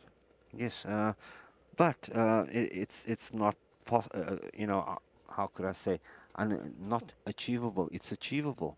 All he has to do is get his rhythm back, and we have a match on. Charles there, putting the final nails in the coffin, as we would say. Looking at the scoreboard, glancing at the scoreboard, knowing that he's sealed this frame. 90 plays 1 with only 43 on the table. Fakhri will concede, and I think go into the mid-session. Yeah, he's not getting out of his chair. He's conceded the frame. And there, the referee, Howard MacArthur, busy resetting the table, setting the balls up. It's an excellent contest. Fakhri has to come to the party now. He will. I have faith. You know, we practice a lot together, and he's got the ability. It's just that whole timing of having the opportunity, putting some time on the table, especially in a final. If your opponent keeps you in your chair, he's doing an excellent job. In this case, exactly what Charles Jonk is doing. Absolutely. And Rafiq, we mentioned it a little bit earlier. This is now the TAOM Classic. It is 2022. It's the second edition of the TAOM Classic. Yes. and they are our main sponsors. We obviously haven't mentioned this to the viewers joining us from Cape Town TV, so we just like to tell them about our sponsor for this event as well.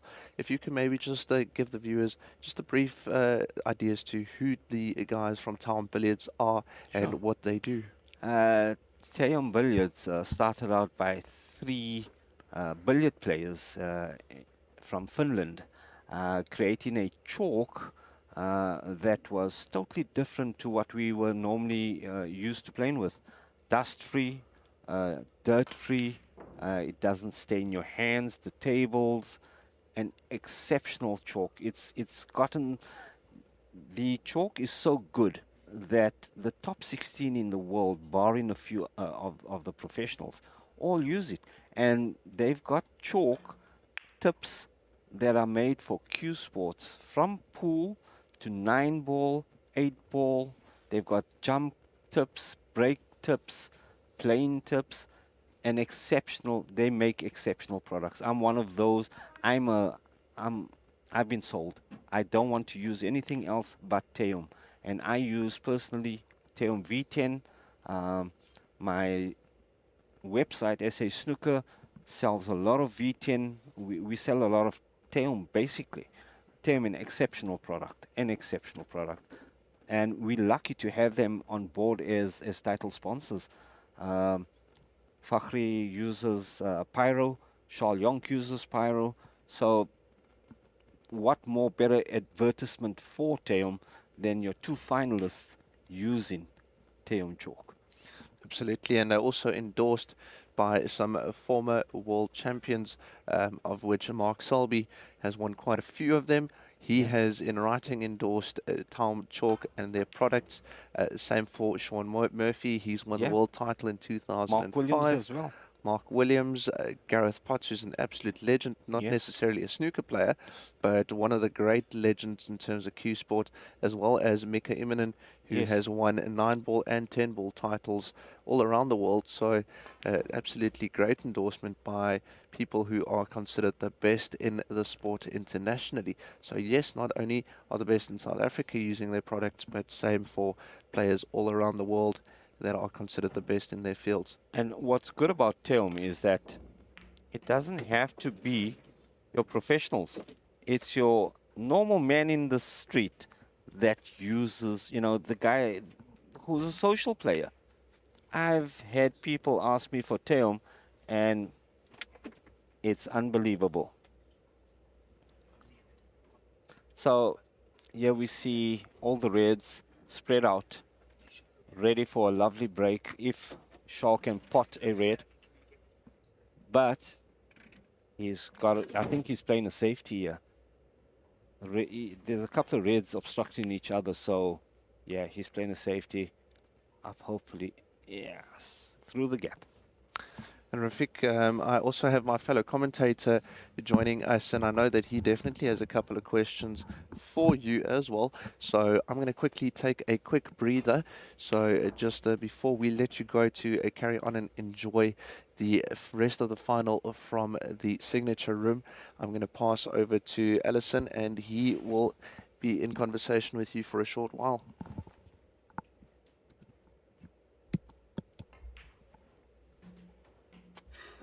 A very good afternoon to all you viewers from Cape Town TV, and thank you for that warm welcome.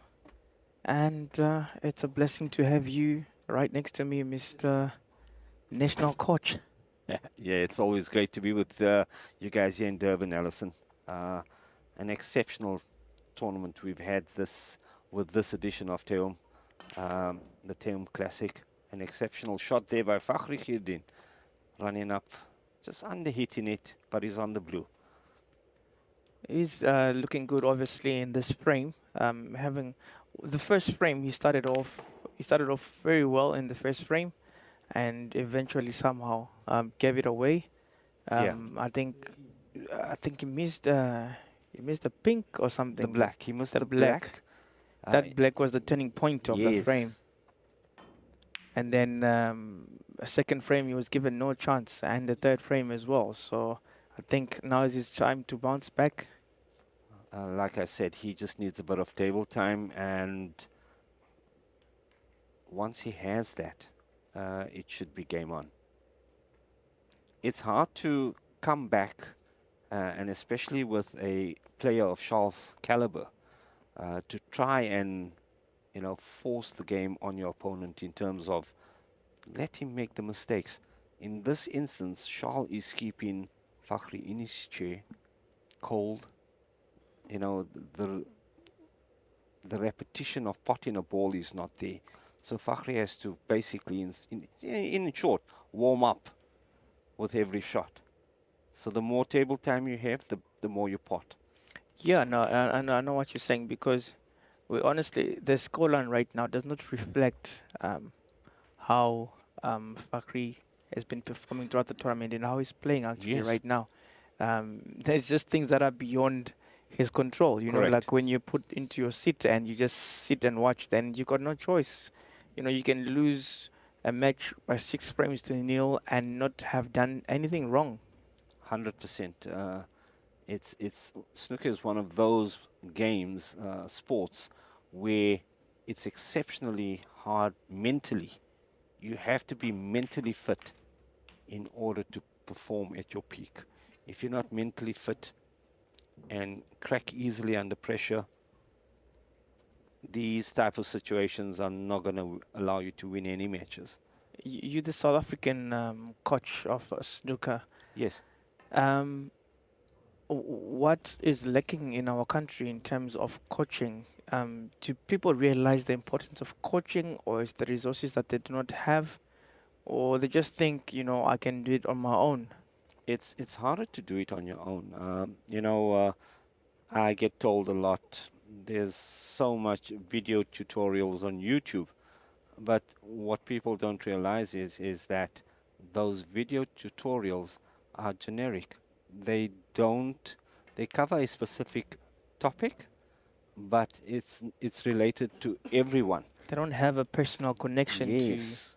So with a coach, and I always say, it doesn't mean that you're weak, that you get in a coach. No, you enhancing and strengthening your game in order to perform at your peak and produce the best results. A coach helps you do that because he's looking at it from the outside. You cannot see yourself when you're at the table. So You're too coaching does involved, help. yes. Yes, exactly. If Ronnie O'Sullivan can work with a coach, why can't we as mere mortals? He's a snooker god, Ronnie O'Sullivan. He's won his 7th title. He's matched Stephen Hendry's world record of 7 titles. I think he's going to do another 8, or he's going to achieve the 8 or 9. Time will tell. But he has a coach. So if he can have a coach, we can have a coach. The other thing you mentioned is what's lacking.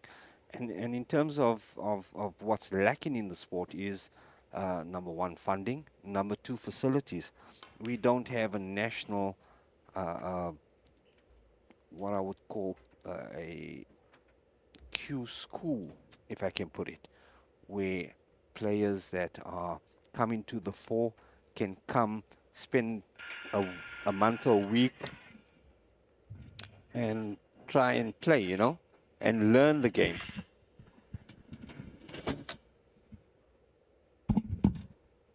Sorry guys, I know you can hear me. I will turn it off now.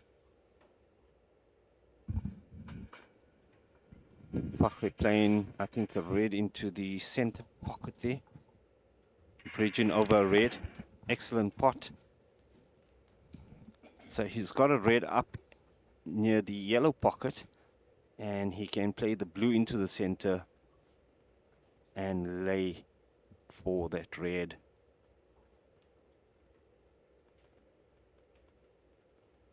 Taking his time. Just how important is it for Fakhri to bounce back in this particular frame? If Charles goes 4-0 up, it's going to be a monumental task. He has to apply pressure. He's got to start playing, snooker in terms of safeties. His safeties have to be pinpoint in order for Charles to make the mistake so that he can climb back. I think Charles having to swerve around the brown. Yes, gentle swerve. He's got the green. Sorry, guys, a simple yes from anyone if you can hear me. Yes. Thank you. Off you go. And he's got a beautiful green into the pocket. He's going to come down for either the red that is nearest to the pink spot so that he can play for the black. He's got 3 open reds that he can choose from. So it's all a matter of just controlling that white ball. You know, the hours of practice that I put in, like we said earlier. It's very spoiled for choice, yeah. Yeah. And not perfect, but he's there. He's got it. I like the way you explained snooker earlier on. Yes. I was listening to you guys speak. So in the townships, obviously, I'm in Yes. the pool business. In the townships, the normal 7-foot table Yes. is called snooker. Yes. If you're gonna say I want a pool table that I'm selling, or It's a you snooker need table. you're gonna have little or no success if you're gonna say a pool table. Correct. But the moment you say snooker, then you're in the game, you're in the money. 100%. We've always had this argument that, you know, snooker is the F1 of cue sports.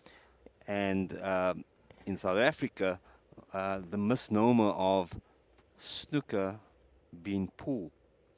So I once responded to a guy. I posted an advert of a snooker table for sale, and he phoned me and he said, how much is your snooker table? And I told him the snooker table was an X amount, and he said, why is it so much? Why so much? Because a snooker table is much more expensive than a pool table. And he said, but, and then when I told him the size, he said, but why so big? Why is it so big? You know? But the funny thing is that a lot of the players that are active in cue sports are now aware.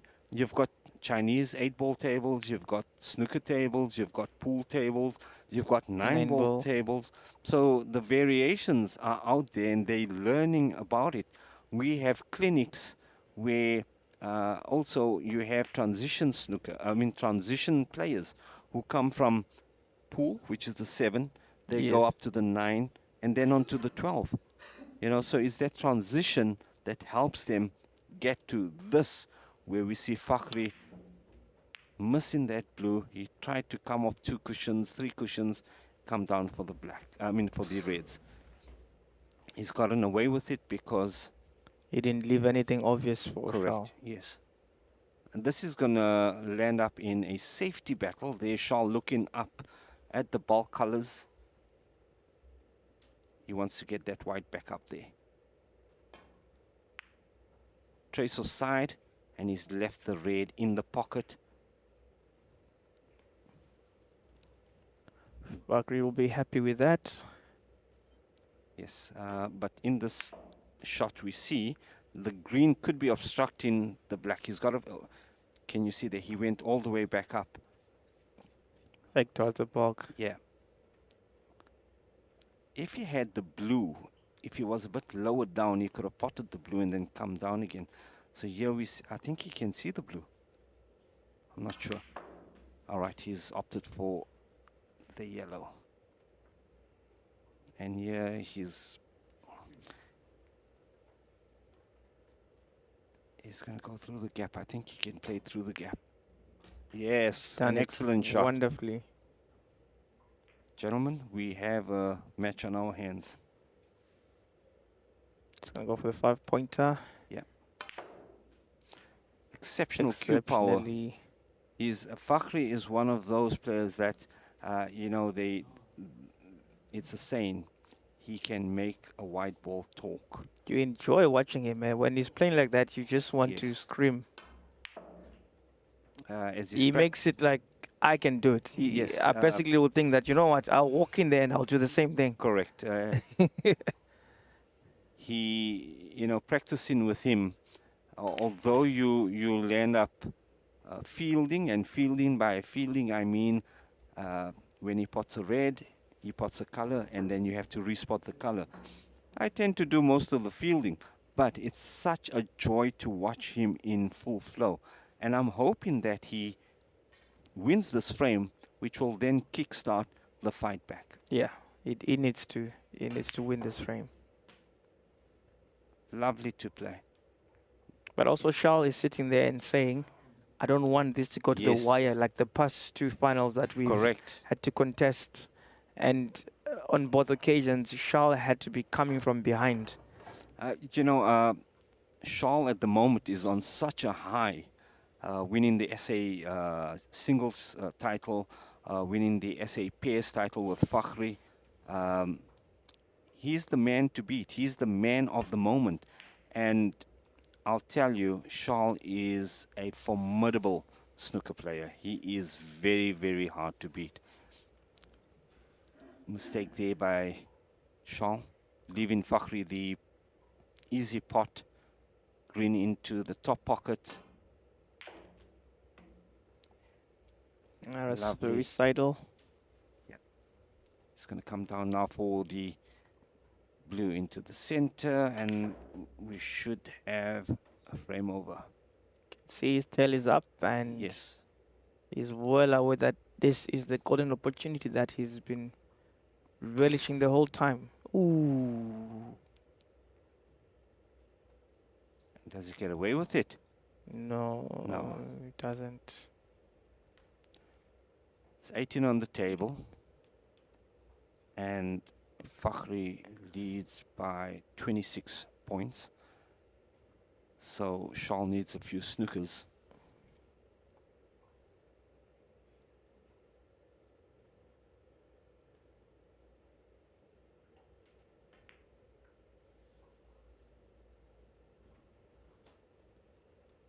If you see that shot, Ellison, no power put into the shot, but look how far that white ball traveled.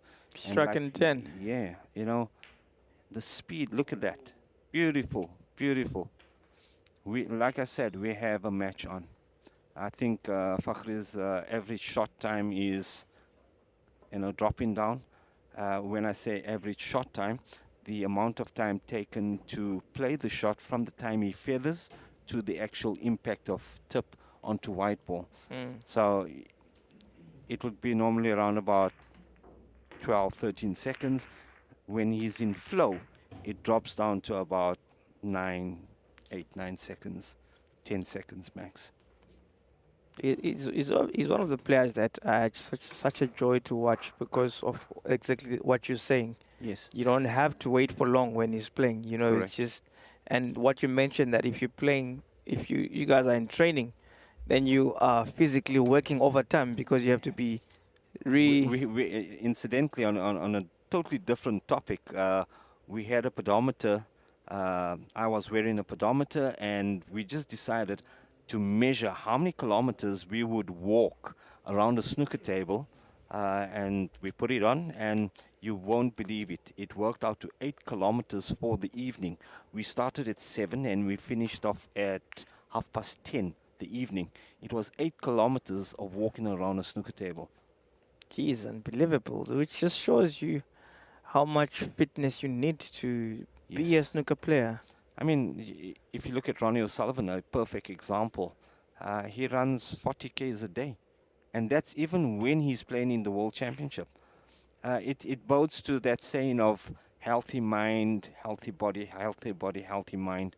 And in this case, your mind is what helps you with snooker.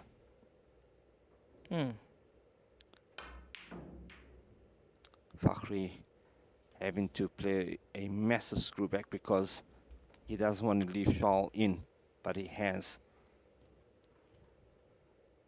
Charles going to play up for the blue and try and get onto one of those reds around the black as soon as possible. Oh, the same pocket is saying no. Like I said earlier, those pockets are tight. They are lean. They don't take any prisoners. Yes. Again, 85 centimeters, millimeters, and 52 5.2. You do the math. It's tight. There's not much room for error. Yo. Charles upset with himself. Charles is one of those players, and he will come to me and say, Rafik, have a look at my tip, and I'll do a bit of doctoring on the tip. But he's one of those players that is what I call perfection. He's Mr. Perfection for me. As a coach, he's Mr. Perfection. Everything he does has to be perfect, and that's what makes him a winner. You know.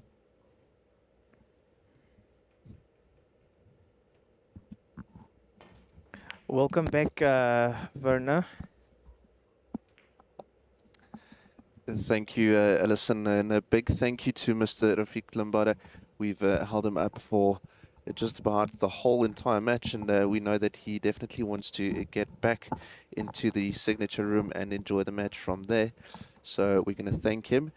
It's always great having a man with his knowledge join us in the commentary booth. So a big thank you to him. He's going to step out. But yes, as I said, he is the SA national head coach for snooker, so very knowledgeable man. So great privilege to have him join us. Alison, maybe we're seeing a fight back here by Fakhri.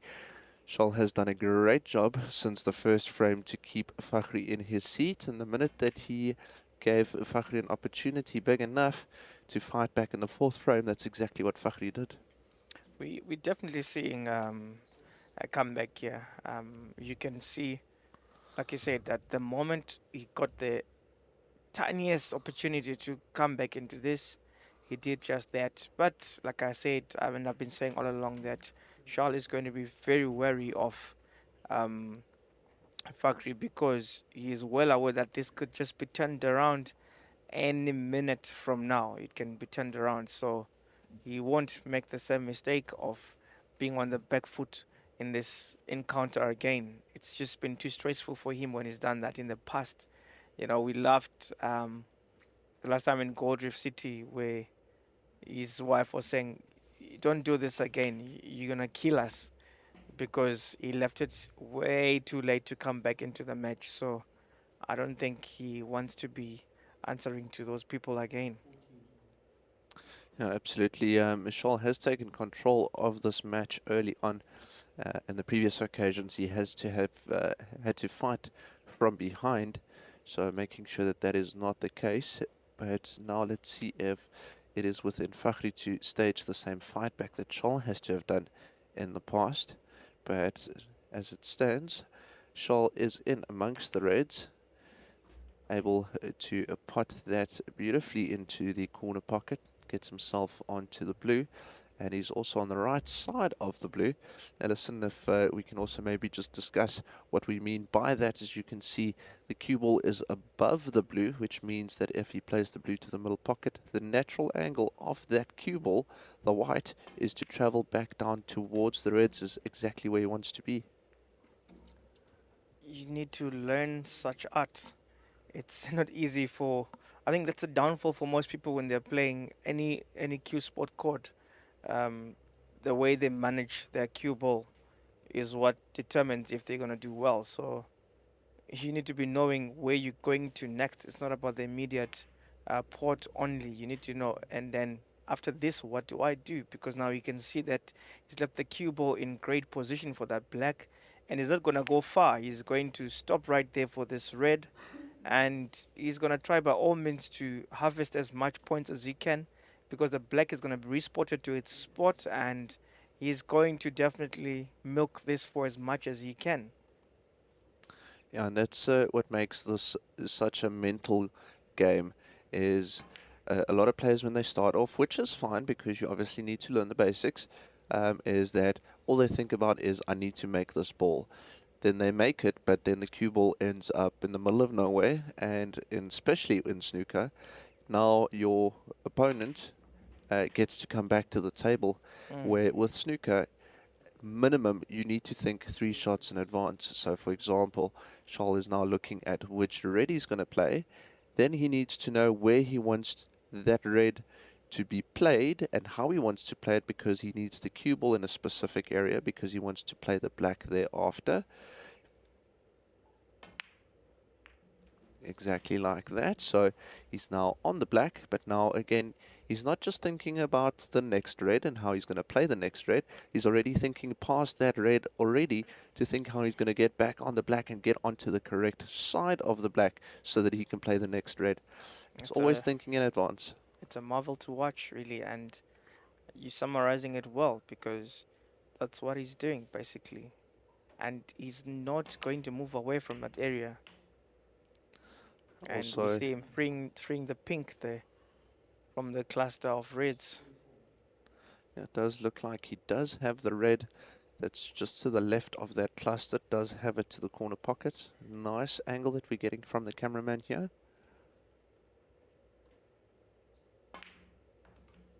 Beautifully played into the corner pocket. Brings the cue ball back up. Can't really see if the blue passes the pink or if it needs to go for the green. It does. There we go. Which will send it to its natural position down towards just past the cluster of reds, and good enough to get that red that's in isolation there. There we go. Nothing flashy, but again, we've said it so many times, the guys that make it look easy makes you almost want to play the game because it looks so easy. But it's guys like that that just are at the top of their game, and that is why they make it look so easy. It's always because they leave themselves in a position where the next shot isn't a difficult one. Every shot is a setup for the next one. Okay, he didn't do what I was thinking he would do. I thought he was going to play this red on our left here right now. We'll definitely see him not play the blue this time. Probably opt to play the pink down to the bottom right.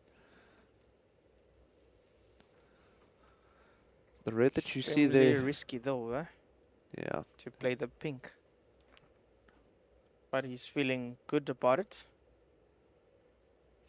also see him walking into the shot, getting in behind, doing all the aiming, knowing exactly what he wants to do before he goes down on the shot. And when he goes down, just goes through his normal routine, plays the shot and gets the result that he wants. So many players actually just go down and then they start moving their body and adjusting a little bit just to make sure that, okay, I think now if I play the shot now, that's going to go down. Whereas these guys, they do all of that before they go down on the shot. And as soon as they are down on the shot, they keep themselves calm and relaxed, keep the body still, and then they just go through the technique that they've honed for over the years and play the shot. And that's why they'll get result after result the whole time. So now he's got the pink to the middle right. It's quite tough. It doesn't seem like he's got a very good angle for it. See him shaking his head a bit. Now, ideally, he'd want to go for the pink because chances are he can disturb the reds a little bit And if just he does raise them that. a bit, yeah. But if he plays for the black, it might be difficult to get into those reds, and none of them are really free at the moment. You can see again their break is already on a 58. There we go. But problem now is none of the reds are really disturbed. So I don't think he's got a shot here, and might see 64, the break come to an end. Total of 6 reds remaining on the table.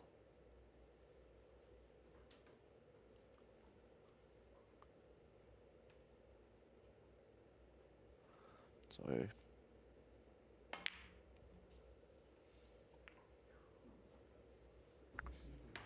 That run ends there. Decent points on the board though.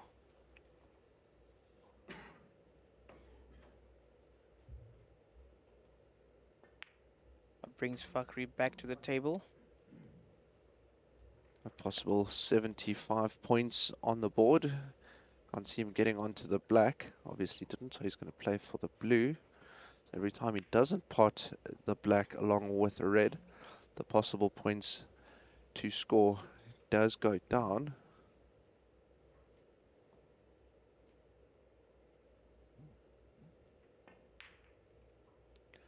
Follows through nicely. He's on the black now. So he can take his break from 7. Opts to go for the pink rather.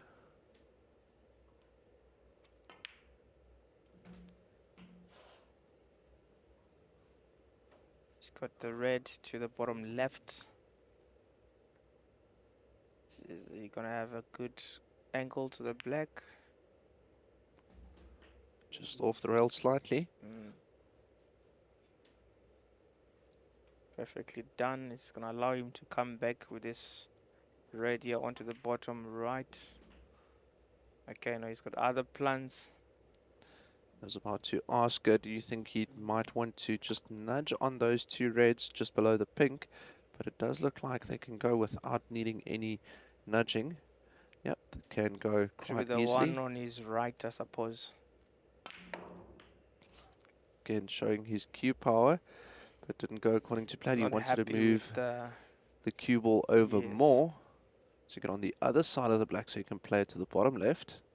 You can see there the amount of power he played that with, but the contact not as clean as he wanted. Difference currently is a 42.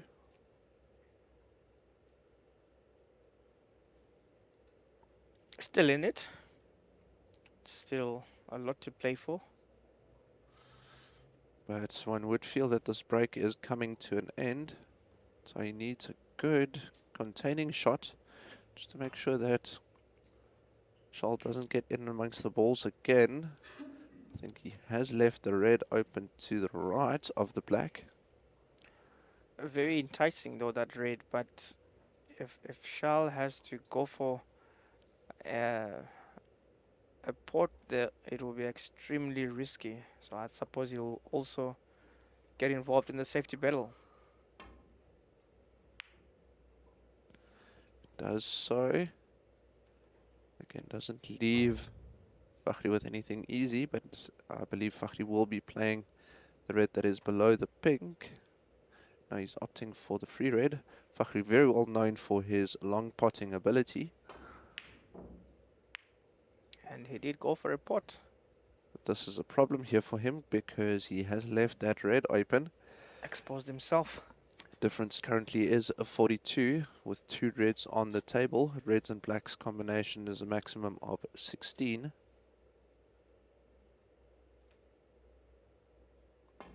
So only 43 points available. So that now already pushes Fakhri into a position where he would require snookers if he can make his way back to the table. Charles looking at playing the yellow because that would come off the rail towards the red where he wants to be. So rather opting to play for what looks to be the brown. He's opting for just safety. playing safe.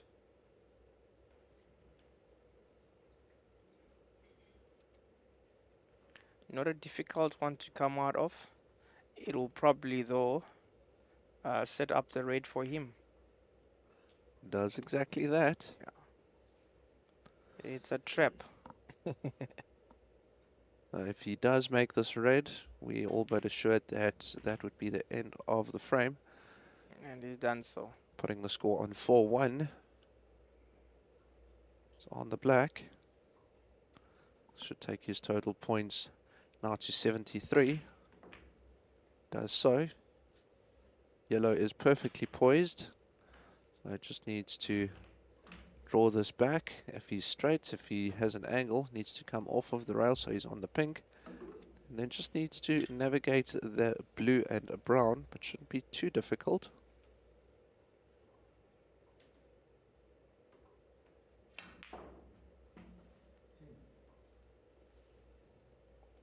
He's got good view of the pink. Oh, he doesn't need the pink now, he needs the brown, sorry. It's the green. He needs the green, then the brown. And he sets himself up well for that brown to the There we middle go. left. And again, gets onto the correct side of the brown, because if he just stuns this brown, runs into the blue, maybe we'll see a bit of exhibition snooker here, knowing that he's already secured this frame. No, sticking to tradition, just making sure of the shot, not doing anything flashy.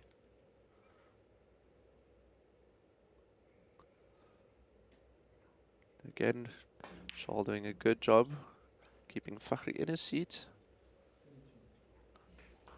Fakhri deciding to just step away for a moment, so a player's break will be taking place while our match official, Mr. Howard MacArthur, sets the table for us to start, which could be the 6th and final frame. Fakhri needs to go and breathe and think how he's going to stop Charles. This is going to be a hat-trick of losses to the same man if he has to lose again today. Yep, 3 consecutive finals between these two. And this one, by the looks of things as it stands right now, the most convincing win by Charles.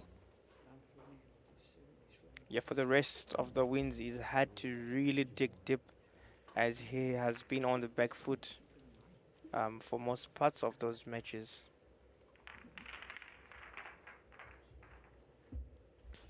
See a couple of highlights coming through from our support crew, so a big thank you to them as well, giving us the great footage that they are. Pink being spotted right at the top of those reds.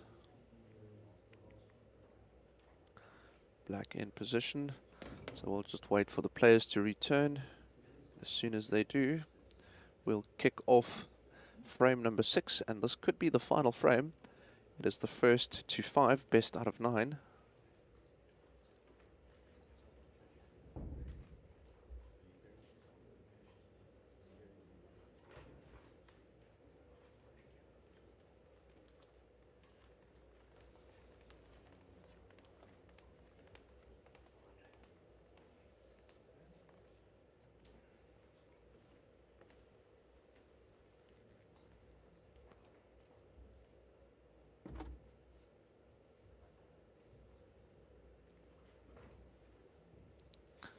I think while we just wait for the players to return, I'd just like to say again a big thank you to our sponsors for this event.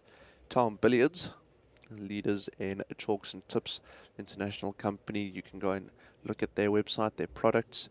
For example, the TAOM Pyro, TAOM V10, TAOM Fusion tips, amongst others, just to mention a few. TAOM Billiards, they are big supporters of Q Sports all around the world, promoting within a lot of events taking place all over the world. So a big thank you to them for being a part of this event, the TAOM Classic.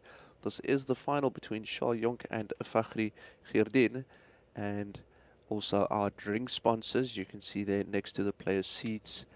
They are the drinks providers for this event. It's My Day Brands. They manufacture incredible juices of varying flavors. Mr. Diamudley and his team from My Day Brands, just a big thank you to them for always being involved with Q Sports. Alison, especially you that travel to all of these events quite often, not really that you go to a big event and you don't see anything from My Day Brands and Mr. Diamudley at that event. It has become a norm to see My Day wherever you go. You know, it definitely puts players' needs first, and with the My Day juices, there is ample of choices. Granadilla, fruit cocktail. Well, my favorite is mango orange. Some people like lychee. There's always a wide range for you to choose from. You know, he's got clothing as well. There's nice tops from My Day. I've seen quite a lot of regalia going around, so My Day is definitely the way, and you need to make your day by having a My Day juice. Yeah, absolutely. So the sponsors and with the TAOM Classic, Absolutely incredible companies backing us. You can see their logo there as well, just right next to the trophy. You can see their logo with that pride lion roaring. It's absolutely incredible, and so is their product. So TAOMbilliards.com. You can also jump onto YouTube and just type in TAOM and search, and you'll see the whole range of matches that they are involved with world-class players endorsed by world champions such as Mark Selby, Mark Williams, and Sean Murphy. So cannot go wrong. Also, Gareth Potts, legend in his own rights, Mika Immonen, the 9 and 10 ball champion. So incredible products from them. So a big thank you to them for being a part of this production and making this event possible. Yeah, indeed, you know, no event is possible without sponsorship, and for them to even give out whatever they are giving in these difficult economic times, then it shows that they've got the growth of Q Sport at heart. And you know, players, look at that trophy, beautiful sterling silver there on the TAOM Snooker Classic trophy. Who's going to be lifting it up today? As things look, Charlotte's got one hand on it. Yep, absolutely. And not only the trophy in play, but they are playing for a whopping 75,000 Rand, which is incredible as well. So a lot to play for in this final. We still have a few frames left. The match, however, is limited to 3.5 hours. So play will be cut off at 25 past, which is 25 past 5 if I'm... Yes, that's correct. Yeah. So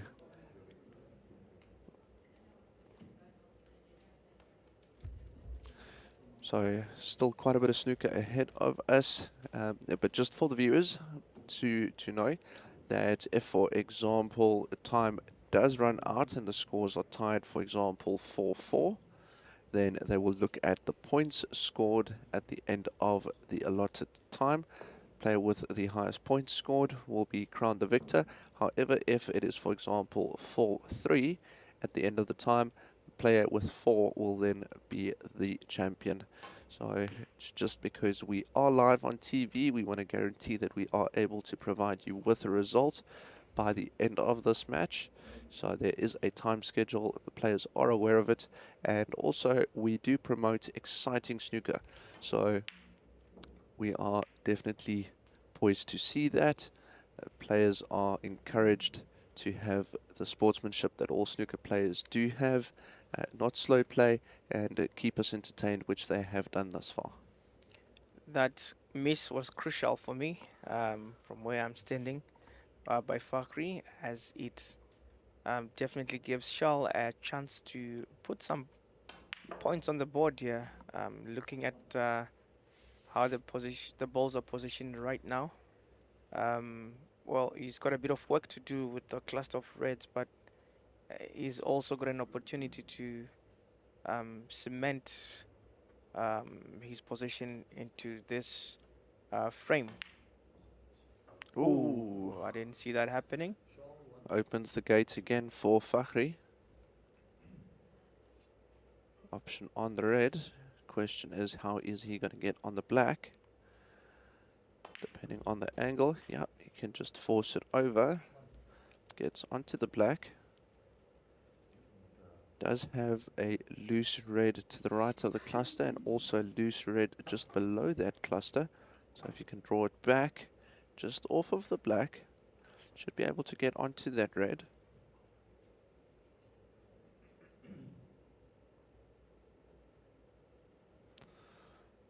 Grabbing the long rest with the extension that is added to the back of the cue just to get the length. Fakhri is not a short man, 1.9 meters, 190 centimeters. This goes to show you how gigantic the snooker table is. Absolutely, I think it is actually between him and Kiyashin Moodley, who is the tallest player at this event. Nice shot, nicely opening the reds, but more importantly so on the black. Does well to sit just behind the black. Great highlight shot there, as you can see. Oh no, Fakhri, you will not be happy with that. You can see him returning to his seat, looking at his tip. He will not be accepting that whatsoever. Can promise you, as soon as he gets back to practicing on the snooker table, he'll be playing that shot a couple of 100 times. As of now, though, I think he's going to rue that missed opportunity. Especially with a little bit of separation amongst the reds now. Yeah, no, it's almost like he's separated all those reds for Shaw.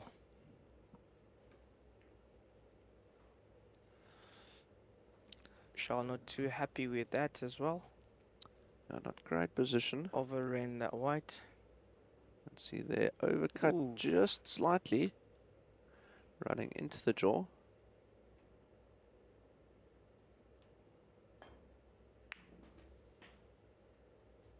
Cheats the pocket a little bit just to make sure that he can bring the cue ball back out. But quite a long red that he needs to play for now.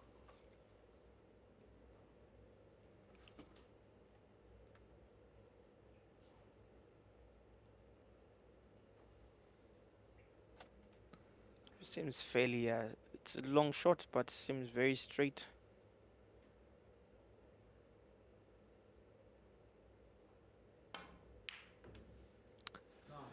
Nicely played there by Shaw on the black again.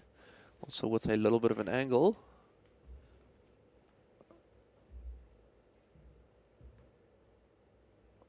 Beautifully played there. Perfect pot. Red made to the bottom right on the black.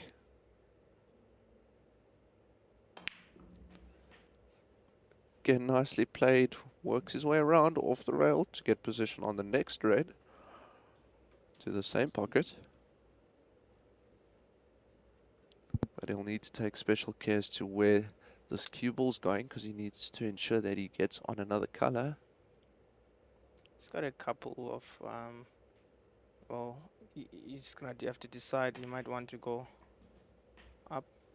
Yep, uses the red just above where the cue ball was, just to stop the cue ball. Leaves himself on the pink to the middle pocket.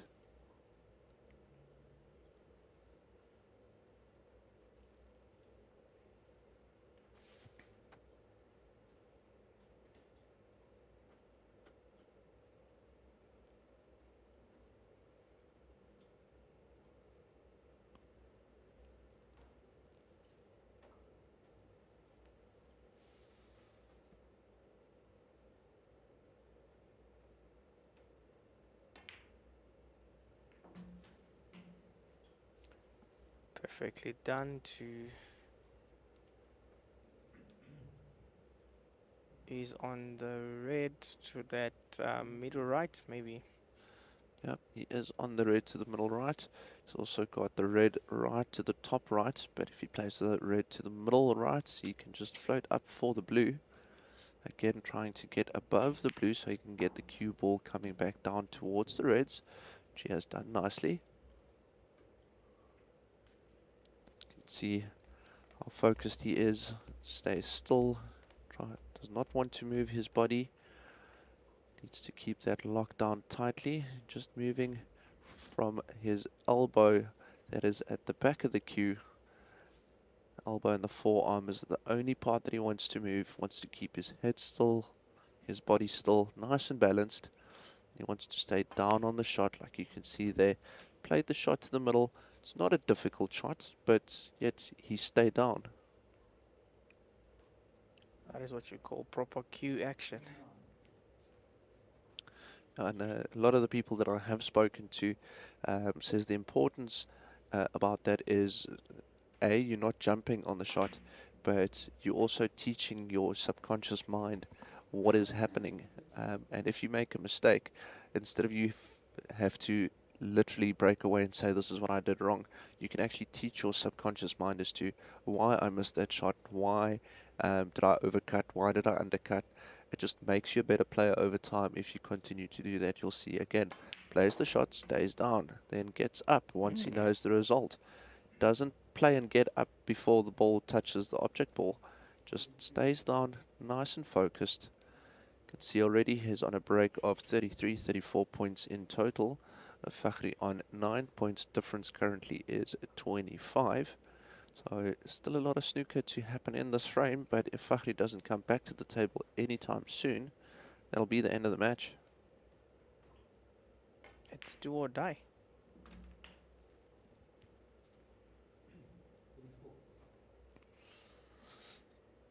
As we say that, we had a little bit of a break from the rain here in Durban, and it just started to rain once again. So just ask everyone to please stay safe, stay warm, and please look after your loved ones. Our thoughts go out to the people in Durban. Nicely played there, Black. It's also loosened the one red. It's not an easy shot from here, but he at least has left himself with an option. A very tight option though.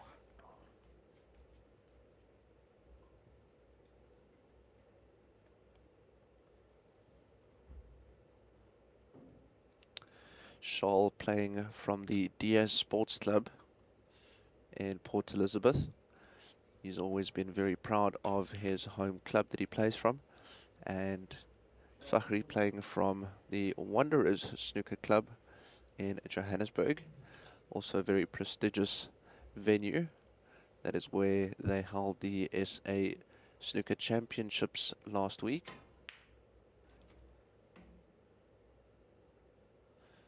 Fakhri makes no mistakes there. To come back onto the blue for that middle left. You can see he's playing down low on that cue ball to pull it.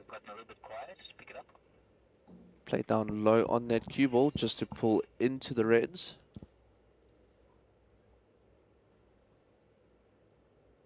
He's been the one to spread the reds again. Yep, absolutely. One thing I really enjoy about watching Fakhri play is he's very confident in what he goes for. Sometimes it doesn't go according to plan, but he's probably one of the most confident players to try things. It's obviously not the first time he's trying something like that in a match. He practices these things in his practice sessions, as Mr. Rafiq Lambada that joined us earlier said. They do put a lot of time in on the table. These things are practiced, but quite often you see players a little bit hesitant just to run into that cluster. You'll especially see a lot of the professionals. That's unfortunate, running into the brown. He wanted to bring that cue ball around. And for you to implement the things that you've always wanted to try in a final is actually a big thing. Absolutely.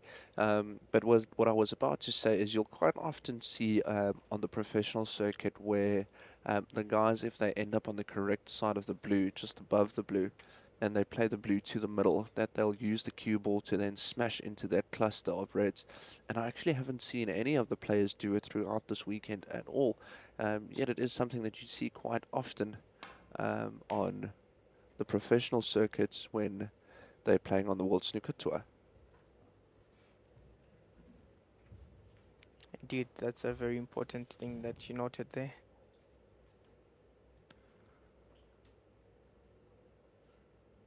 He's being forced to play where he is playing now, by choice. Yeah, just containing Shawl once again, not trying anything flashy. Shawl Can't might see have the red. that middle right pocket, could be destination for that red that he's eyeing there. Makes it a little bit tricky. It's never nice to bridge your hand on the pocket. Always not the best. Very close. Just coming off of the jaw. 20 points the difference at the moment. Very difficult cut shot on that red that was in view there for a moment. Is makeable. Question is, will Fakhri attempt it? Let's see. He does. Plays it very well. How's his luck on position? Does get position on the black, and he does have an angle to send the cue ball down the table to get to the two reds at the bottom.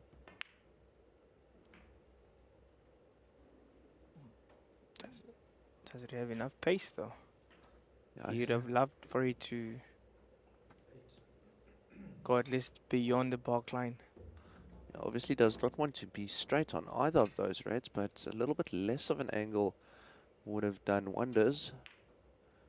Off, and he's missed it, and he's left it over the pocket. Charles should have no problem dispatching this red, being able to extend his lead. Difference currently is 12 points, 2 reds left on the table.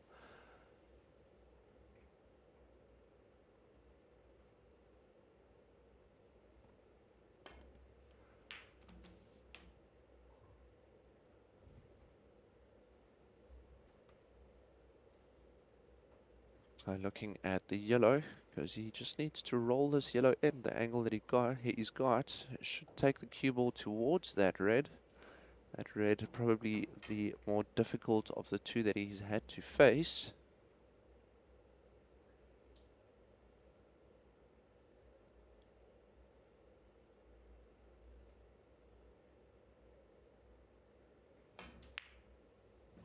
Makes it, gets to the red. So difference currently is 15 points. Just to remind the viewers again, if he does dispatch this red,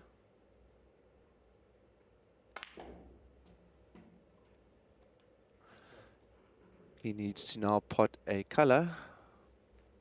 If he dispatches a color, he would need to then play in specific order the yellow, green, brown, blue, pink and black in that specific order.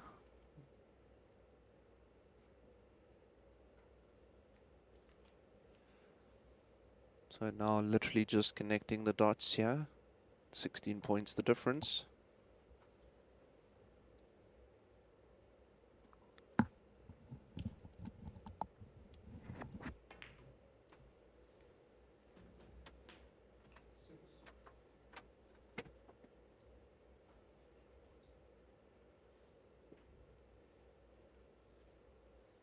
Yellow potted successfully, returned to its spot, but needs to play that yellow again now.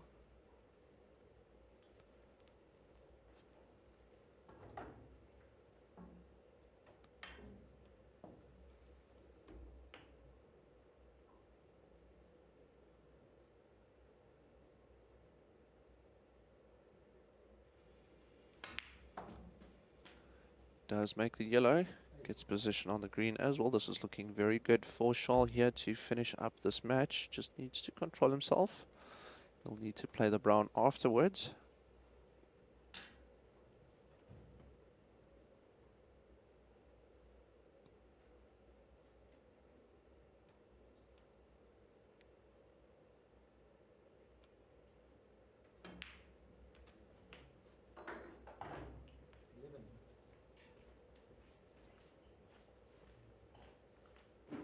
Green has been dispatched, so over to the brown. Points difference currently 23.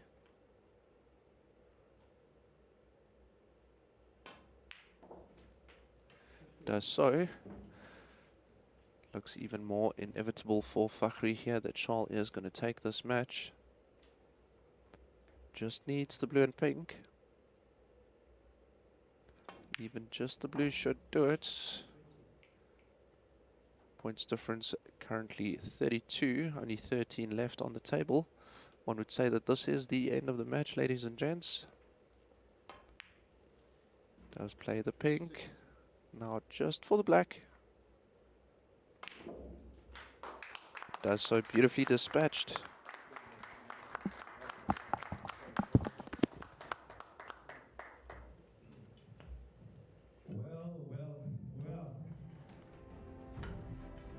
What a match.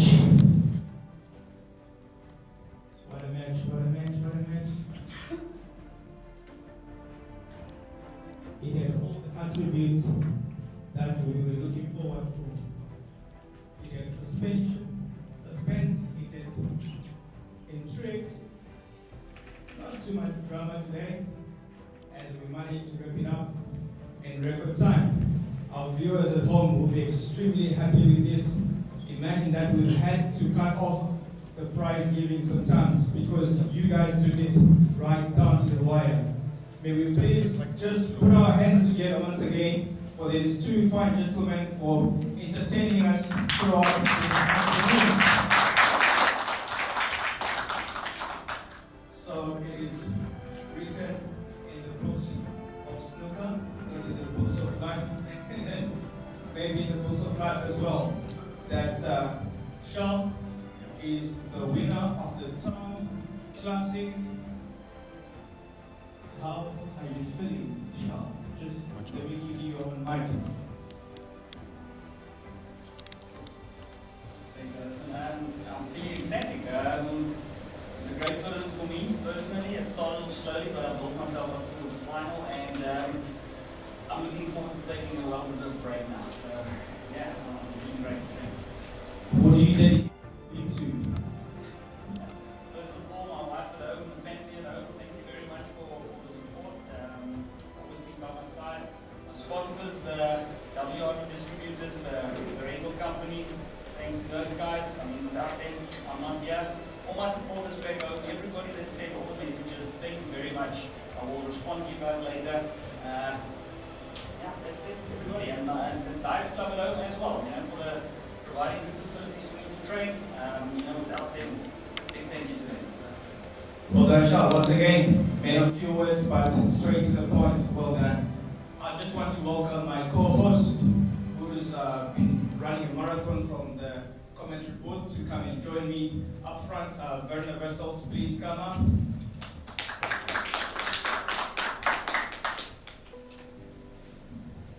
Werner might have one or two questions for you, Fakri, not me. Thank you there, Alison. Yes, it's been an absolute privilege to once again be part of an incredible final. And this one, third success of the final between the two gentlemen standing in front of you here today. I think that was an incredible first frame.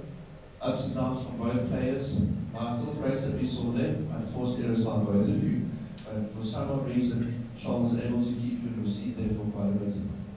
Yeah, I think firstly I just want to say congratulations to Charles. Well played. I think it's probably not one of our best performances. I think we can do much better. But yeah, you know, that's snooker, you know, it goes like that. I think after the first frame, I had, you know, a little bit of different lines here and there, and, you know, after that I just lost a bit of confidence. So that was, it was tough coming back from there. But anyway, congrats to him, and yeah, I think it was a good tournament. Everyone, I think, played well, and, you know,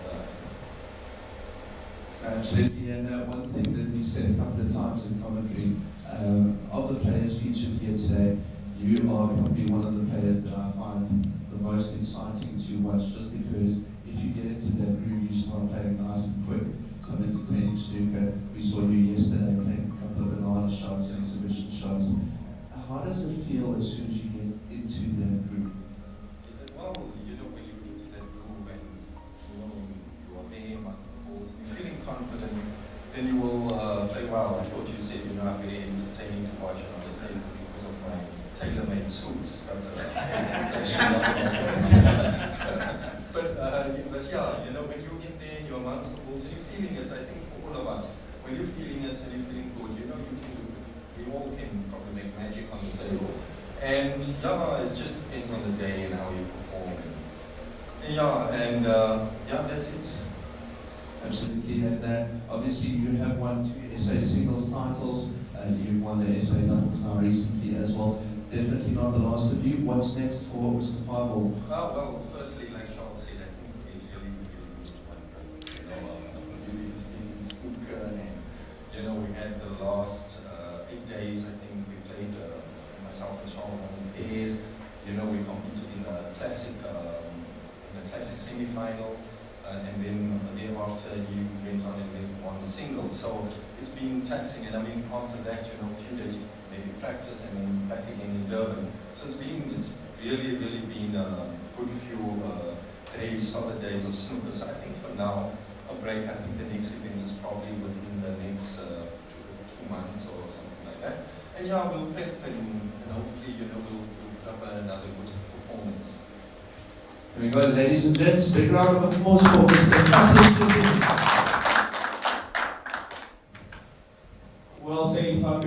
so much. And as the referees walk in with all that you guys have been playing for, I would like to welcome once again, Howard Makapa and Mr. Andre Detroit. You are still welcome, gentlemen.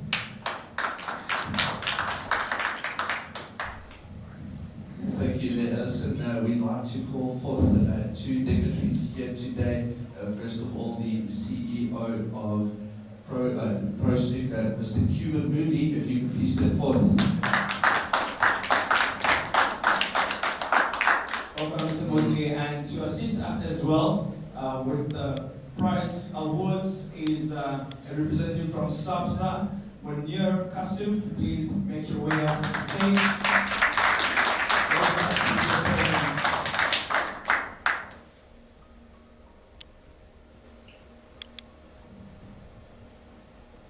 Thank you, gentlemen. To begin with, we are going to start with the last 16 that participated yesterday, and they will make their way towards Verna and come shake the hands of the dignitaries and just allow for a Kodak moment. Bring those Colgate smiles with you and look good on camera. Verna, over to you. Thank you, Edison. Well, the first one, look, I think we need to delay just a little bit. I think the winner and the runner-up as well, they've been here all week, they can wait a little bit longer. Let's start from the one as we go on top 16 as I'm going to get. Yeah, so last 16, I've got Mr. Salva Ricky, if you are here, if you could please step forth. Let's just put our hands for Mr. Salva Ricky. And we also have Mr. Yashimuri, if you are here, if you can step forward there.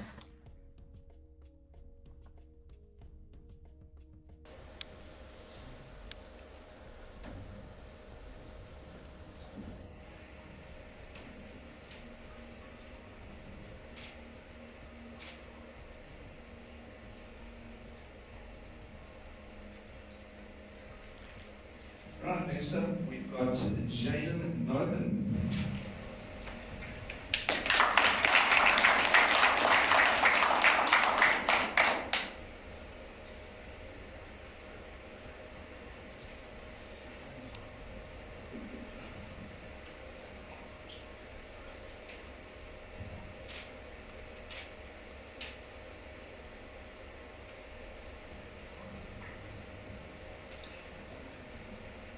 And then we've got Mohammed Hanif.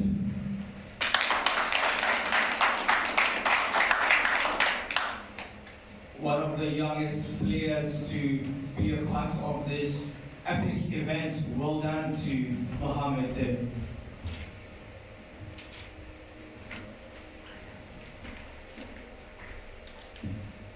Right, Mr. Rafiq Lambada.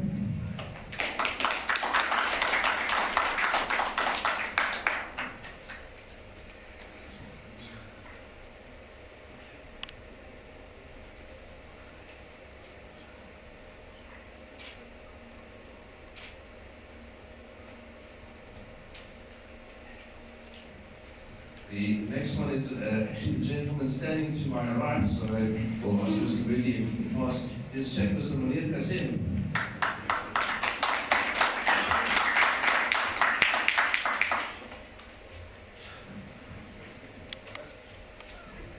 Alright, then we've got Kevin Schulfer.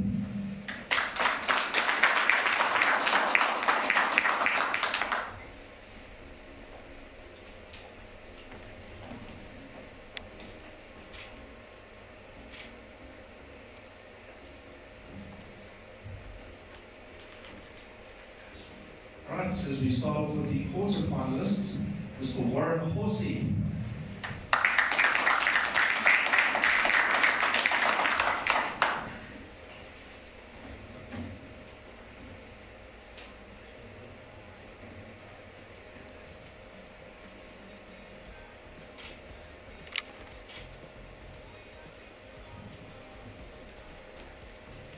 Right, our next quarterfinalist, Mr. Tommy Jabo.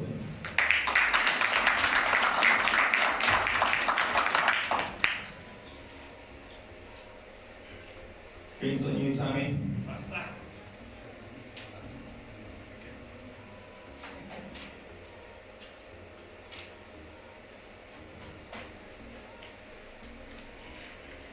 Right, then the last of our quarterfinalists, Mr. Ricky Dragoni.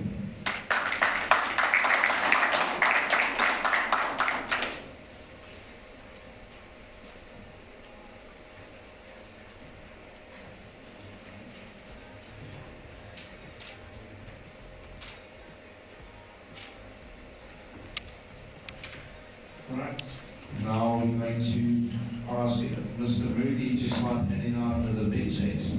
And this one goes to, where is he? Mr. Shaw, you're for a break of 97.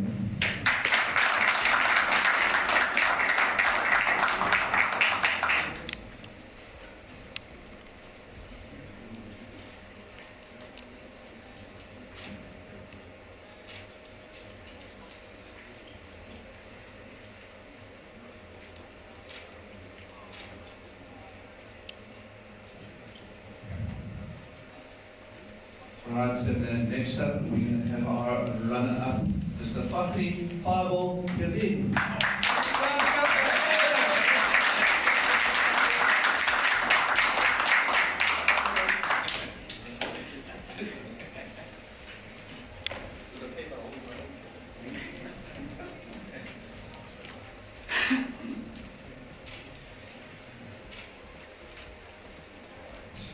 And the big one. Big ones.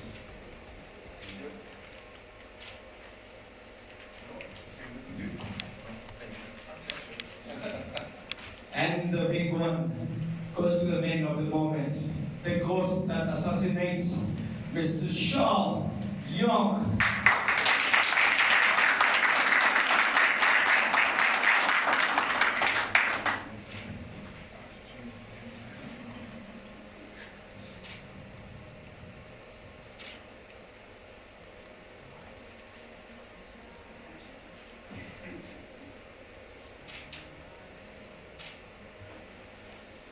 I'm getting tired of playing this guy.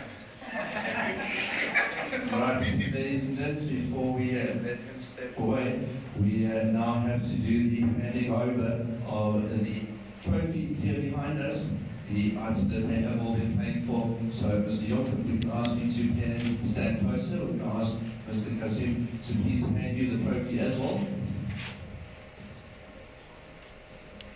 Big round of applause for Charlie York.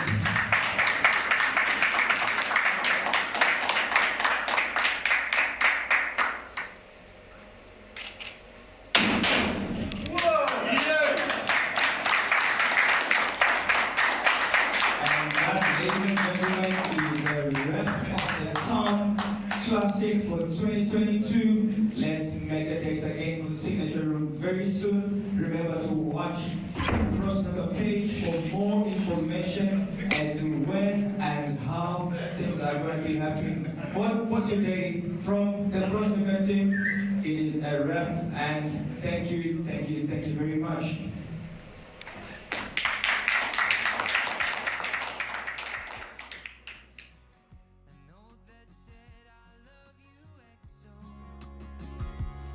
My friends, they're begging me, making bids on mom's fresh cookies.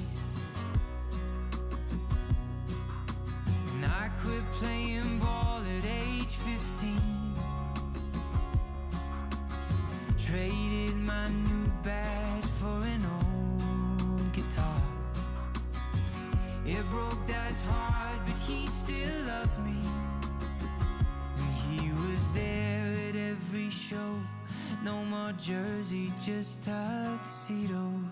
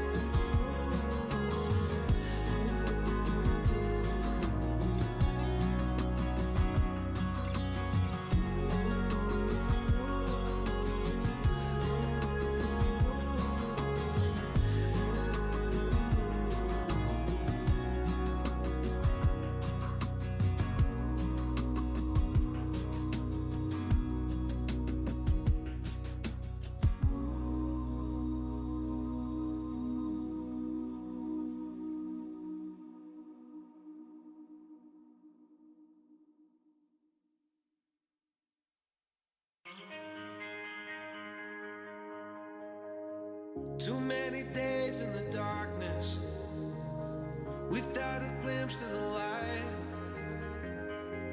Running tired and broken and scared, but I swear I'll never give up the fight. I see you broken and beat, head pulled down over your eyes. Every part of you wants to surrender, but darling, you were meant to survive. With every start, we are born again. Open your heart, spend less time in your head. With every start, we are born again. Open your heart, spend less time in your head.